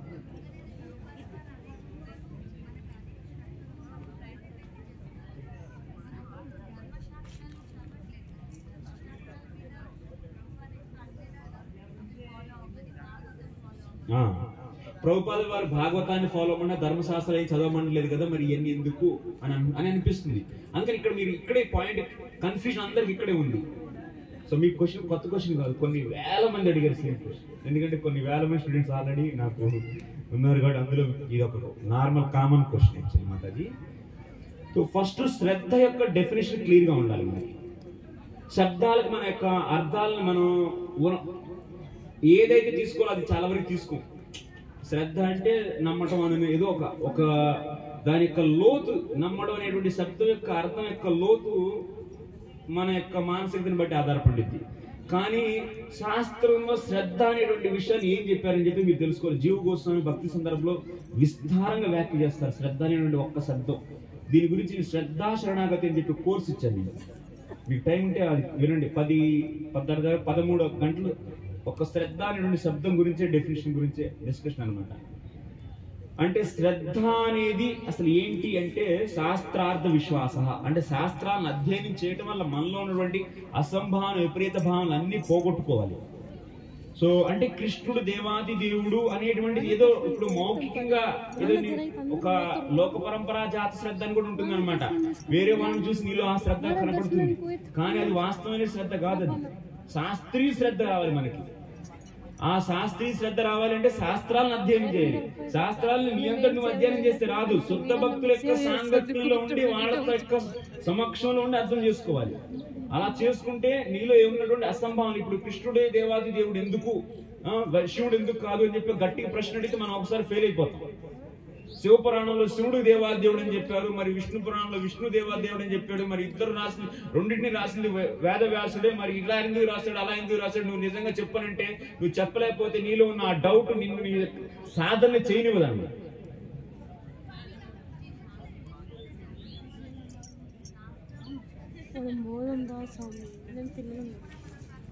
శాస్త్రాల్ని వినాలి. ఏదో విని అంటే ఇప్పుడు మా బర్రె పాలు ఇచ్చింది, నేను నమ్ముకున్న కాడి నుంచి సో బాగా 10 లీటర్లు ఇచ్చింది, ఇప్పుడు 15 లీటర్లు ఇస్తుంది, కాబట్టి కృష్ణుని నమ్ముకుంటే జరిగింది, కాబట్టి నువ్వు కూడా కృష్ణుని నమ్ముకో అంటే ఈ స్థితి శ్రద్ధ కాదు. ఇది అంటే మనలో ఉన్నటువంటి అసంభావన విపరీత భావనలు నివృత్తి పరుచుకోవాలి. ఏ విధంగా? శాస్త్రాలు చదివి అర్థం చేసుకోవాలి. అంటే ఇప్పుడు కాబట్టి అందుకోసమే నిత్యం భాగవత సేవ ప్రభుపాదులు గారు మన షెడ్యూల్లో నిత్యం భాగవతాన్ని ఎందుకు పెట్టారు? ఎందుకంటే ఇలా ఈ డౌట్లన్నీ పోతే మనం అనుకుంటాం నాకు అన్ని డౌట్లు ఏం లేవండి, నేను కృష్ణ నమ్మేశానంట. కానీ యాక్చువల్గా లోన పొట్ట విప్పు చూస్తే అప్పుడు కనపడింది లోన ఎన్ని పురుగులు ఉన్నాయని. అట్లాగే లోనకి వెళ్ళి చూస్తే అప్పుడు మనకి ఇంకా ఎన్ని డౌట్లు ఉన్నాయని చెప్పి మనకి ఇప్పుడు అన్ని నమ్మేసా, ఏం డౌట్లు లేవని అనుకుంటాం. అది మౌఖికంగా లిప్ సర్వీస్ అంటారు, అంటే పెదాలతో చెబుతామే కానీ హృదయంలో ఇంకా లోన డౌట్లు ఉంటాయి అన్నమాట. అది ఎప్పుడు తెలుస్తుంది అంటే నువ్వు ఎప్పుడైతే సరైన వ్యక్తి దగ్గర శాస్త్రాన్ని వింటే అప్పుడు నీకు అర్థమైంది, అబ్బో నాకు ఇవన్నీ తెలియదు, ఇవన్నీ నేను తెలియక ఏవో అనుకునేవాడిని, నేను ఏదేదో అనుకున్నాను, నేను ఏదేదో ఊహించుకున్నాను, అదంతా కరెక్ట్ కాదు అని చెప్పి అప్పుడు అర్థమైంది. అలా అసంభావన విపరీత భావనలు ఎప్పుడైతే పూర్తిగా పోతాయో అప్పుడే నీకు శ్రద్ధ ఉదయిస్తుంది. దాని యొక్క లక్షణం ఏంటంటే శ్రద్ధ వచ్చిందంటే శరణాగతుడు అవుతావు. ఇక నా కృష్ణుడు తప్ప ఎవరు లేరు. ఇంక ఈ డబ్బు వద్దు, ఈ హస్బెండ్ వద్దు, పిల్లలు వద్దు, ఏమొద్దు. ఒకవేళ వాళ్ళతో ఉన్నా కూడా ఏది నామకే వాస్తు, కేవలం ఏదో ఎటువంటి శ్రద్ధ వాళ్ళ పట్ల లేకుండా భగవంతుడి పట్ల శ్రద్ధ ఉండి చేస్తాను. అందుకని అది ఎలాగా అసలు నేను నాలో ఉందా లేదా నేను ఎలా చెక్ చేసుకోవాలంటే అందుకే భాగవతంలో ఉన్నటువంటి శుద్ధ భక్తుల యొక్క ప్రేయర్స్ చదివితే అప్పుడు నీకు అర్థమైంది. అసలు మనం అందుకని చాలా వరకు ఊహించుకుంటాం, అన్ని నాలో ఉన్నాయి కదా అని చెప్పేసి అన్ని మంచుకున్నాం, కానీ లేవు. అద్దం ముందరకు వస్తే తెలుస్తుంది, లేకపోతే మేము ఊహించుకుంటా ఉంటాం. అద్దం ముందర రాకుండా నేను చాలా సుందరంగా ఉన్నాను అనుకుంటావు, కానీ దానిపై ఎన్ని మచ్చలు ఎన్ని ఉన్నాయో ఎవడో తెలుసు, చూస్తే అర్థం. అదేవిధంగా శుద్ధ భక్తుల సాంగత్యంలోకి వచ్చి ప్రాపర్గా శాస్త్రాన్ని కనుక నువ్వు చదివితే అప్పుడు అర్థమైంది నీళ్ళు ఇంకా ఇన్ని లోపాలు ఉన్నాయి. అట్లా ఎప్పుడైతే అన్ని అసంభావన ఎప్పుడైతే భావాలు పోతాయో వచ్చేటువంటిది శుద్ధమైనటువంటి శ్రద్ధ, దృఢశ్రద్ధ. అలా వచ్చిన తర్వాత చేసేదే శుద్ధ భక్తి. అదే మన అన్యాభిలాష శూన్యం జ్ఞాన కర్మాధ్యనావృతం ఆనుకూలం కృష్ణానుశీలం. అలాంటి శ్రద్ధ రానంత వరకు నువ్వు ఇంకా భౌతిక భావంలో ఉన్నావు కాబట్టి నీకు వర్ణాశ్రమ ధర్మం అనేది కంపల్సరీ. మీకు ప్రశ్న నేను చెప్పింది అర్థమవుతుందా? మీకు అర్థమైంది కదా? అంటే ఏంటి, మనం శ్రద్ధ వచ్చింది అనుకుంటున్నాం కానీ ఇంకా రాలేదు. మీరు శ్రద్ధా శరణాగతి ఇప్పుడు నేను ఒక ఓవర్లుక్ ఇచ్చాను అంతే. శ్రద్ధ అనేది ఆ లెక్చర్స్ వినండి ప్రశ్న, అప్పుడు ప్రశ్న అడగాలి. ఆ శ్రద్ధ యొక్క లోతుతనం తెలుసుకోవాలి. శ్రద్ధ అనే ఒక్క వర్డ్ గురించే కొన్ని దరిదాపు కొన్ని గంటల వ్యాఖ్య అనమాట. ఆ ఒక్క వర్డ్ మన శ్రద్ధ అంటే మనం ఊహించేసుకుంటాం, శ్రద్ధ అంటే నమ్మకం అయిపోయింది. కానీ కాదు, ఆ శ్రద్ధ ఉన్న వ్యక్తిలో ఏమేమి గుణాలు ఉంటాయి, శ్రద్ధ వస్తే ఎలా ఉంటుంది, అందులో ఎన్ని రకాలు ఉన్నాయి, శ్రద్ధ అంటే ఏంటి, భక్తి అంటే ఏంటి తెలియదు.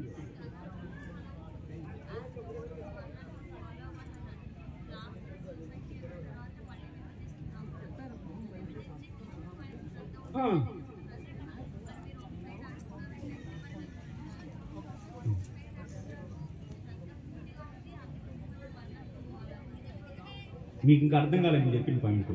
యాక్చువల్లీ పూర్తిగా శరణాగతులు అయ్యేంత వరకు మనం మన యొక్క శారీరకమైనటువంటి గుణాలను అనుసరించి వర్ణాలను ఫాలో అవ్వాలి.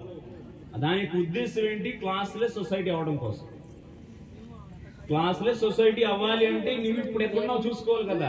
మనం ఏమనుకుంటున్నాం అంటే ఆల్రెడీ నేను భక్తులకు వెళ్ళిపోయాను అనుకుంటున్నాం, వెళ్ళలేదు అని చెబుతున్నాను. నేను స్టాండర్డ్ డెఫినేషన్ భక్తి రూప గోస్వామి గారు ఏ డెఫినేషన్ అయితే చెప్పారో భక్తి యొక్క డెఫినేషన్ ఏమని చెప్పారు, అన్యాభిలాష శూన్యం జ్ఞాన కర్మార్జనావృతం ఆనుకూల్యని కృష్ణానుశీలం. ఈ శ్లోకంలో చెప్పినటువంటి విధమైనటువంటి భక్తి మనలో లేదు. అలా భక్తి చేయాలంటే శ్రద్ధ అనేది అర్హత. ఆ స్థితికి రావడం కోసం ఈ వర్ణాశ్రమం అనేది అవసరం. క్లాస్లెస్ సొసైటీ కోసం క్లాస్ ఫుల్ సొసైటీ కావాలన్నమాట. ఓకే, ఇంకెవరికైనా ప్రశ్నలు ఉన్నాయా? ఆల్రెడీ గురుకులం ఉంది కదా, దానికి మన కాలేజీకి గురుకులం ఉంది కానీ అక్కడ వర్ణాలుగా విభజించేటువంటి కరికులం లేదు. గురుకులం ఉద్దేశం అది పిల్లల్ని వాళ్ళ యొక్క గుణాలను అనుసరించి వాడికి ట్రైనింగ్ ఇచ్చి వాడి సొసైటీలో ఒక నిలబడే వ్యక్తిగా చేయాలి. నేను అందులో టీచర్ రీసెంట్గా జాయిన్ ఒక 1 year నుంచి అంటే ట్రై చేస్తున్నాం, అక్కడ కూడా కొంచెం చేద్దామని హెల్ప్ చేద్దాం.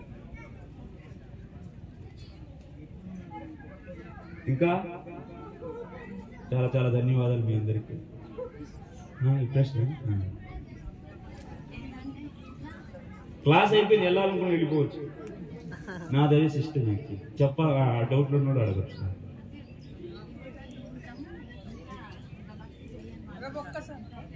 అయిపోయింది ప్రభు. నెక్స్ట్ ప్రోగ్రామ్ ఏంటి? సర్వింగ్ టీం మీరు ఎవరైతే ఉన్నారో దయచేసి ఎక్కడికి టెంపుల్ దగ్గరికి రండి. సర్వింగ్ టీం దయచేసి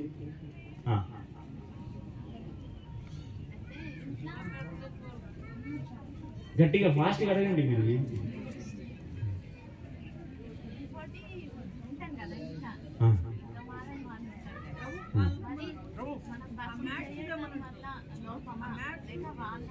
అనర్థాలు 2 భక్తుడు, ఒక వ్యక్తి భక్తుడు కావాలంటే 2 రకాల కారణాలు.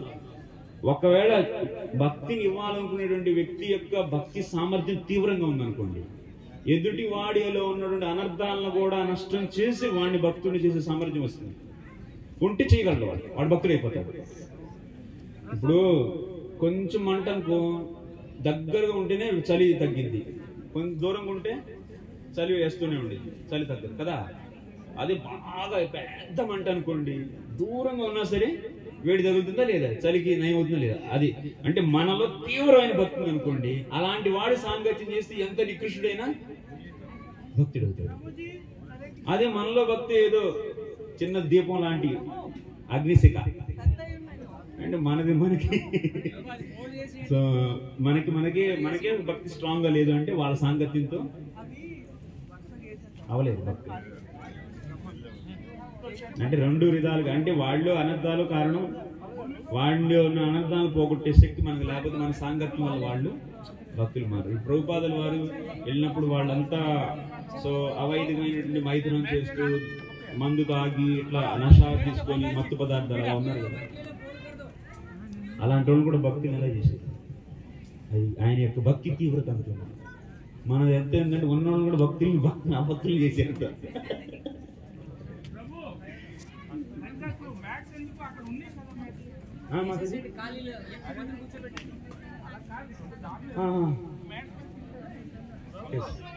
మాతాజీ ఏమంటున్నారంటే ఒకసారి ఇలా అవన్నీ చూద్దామని. ఓకే.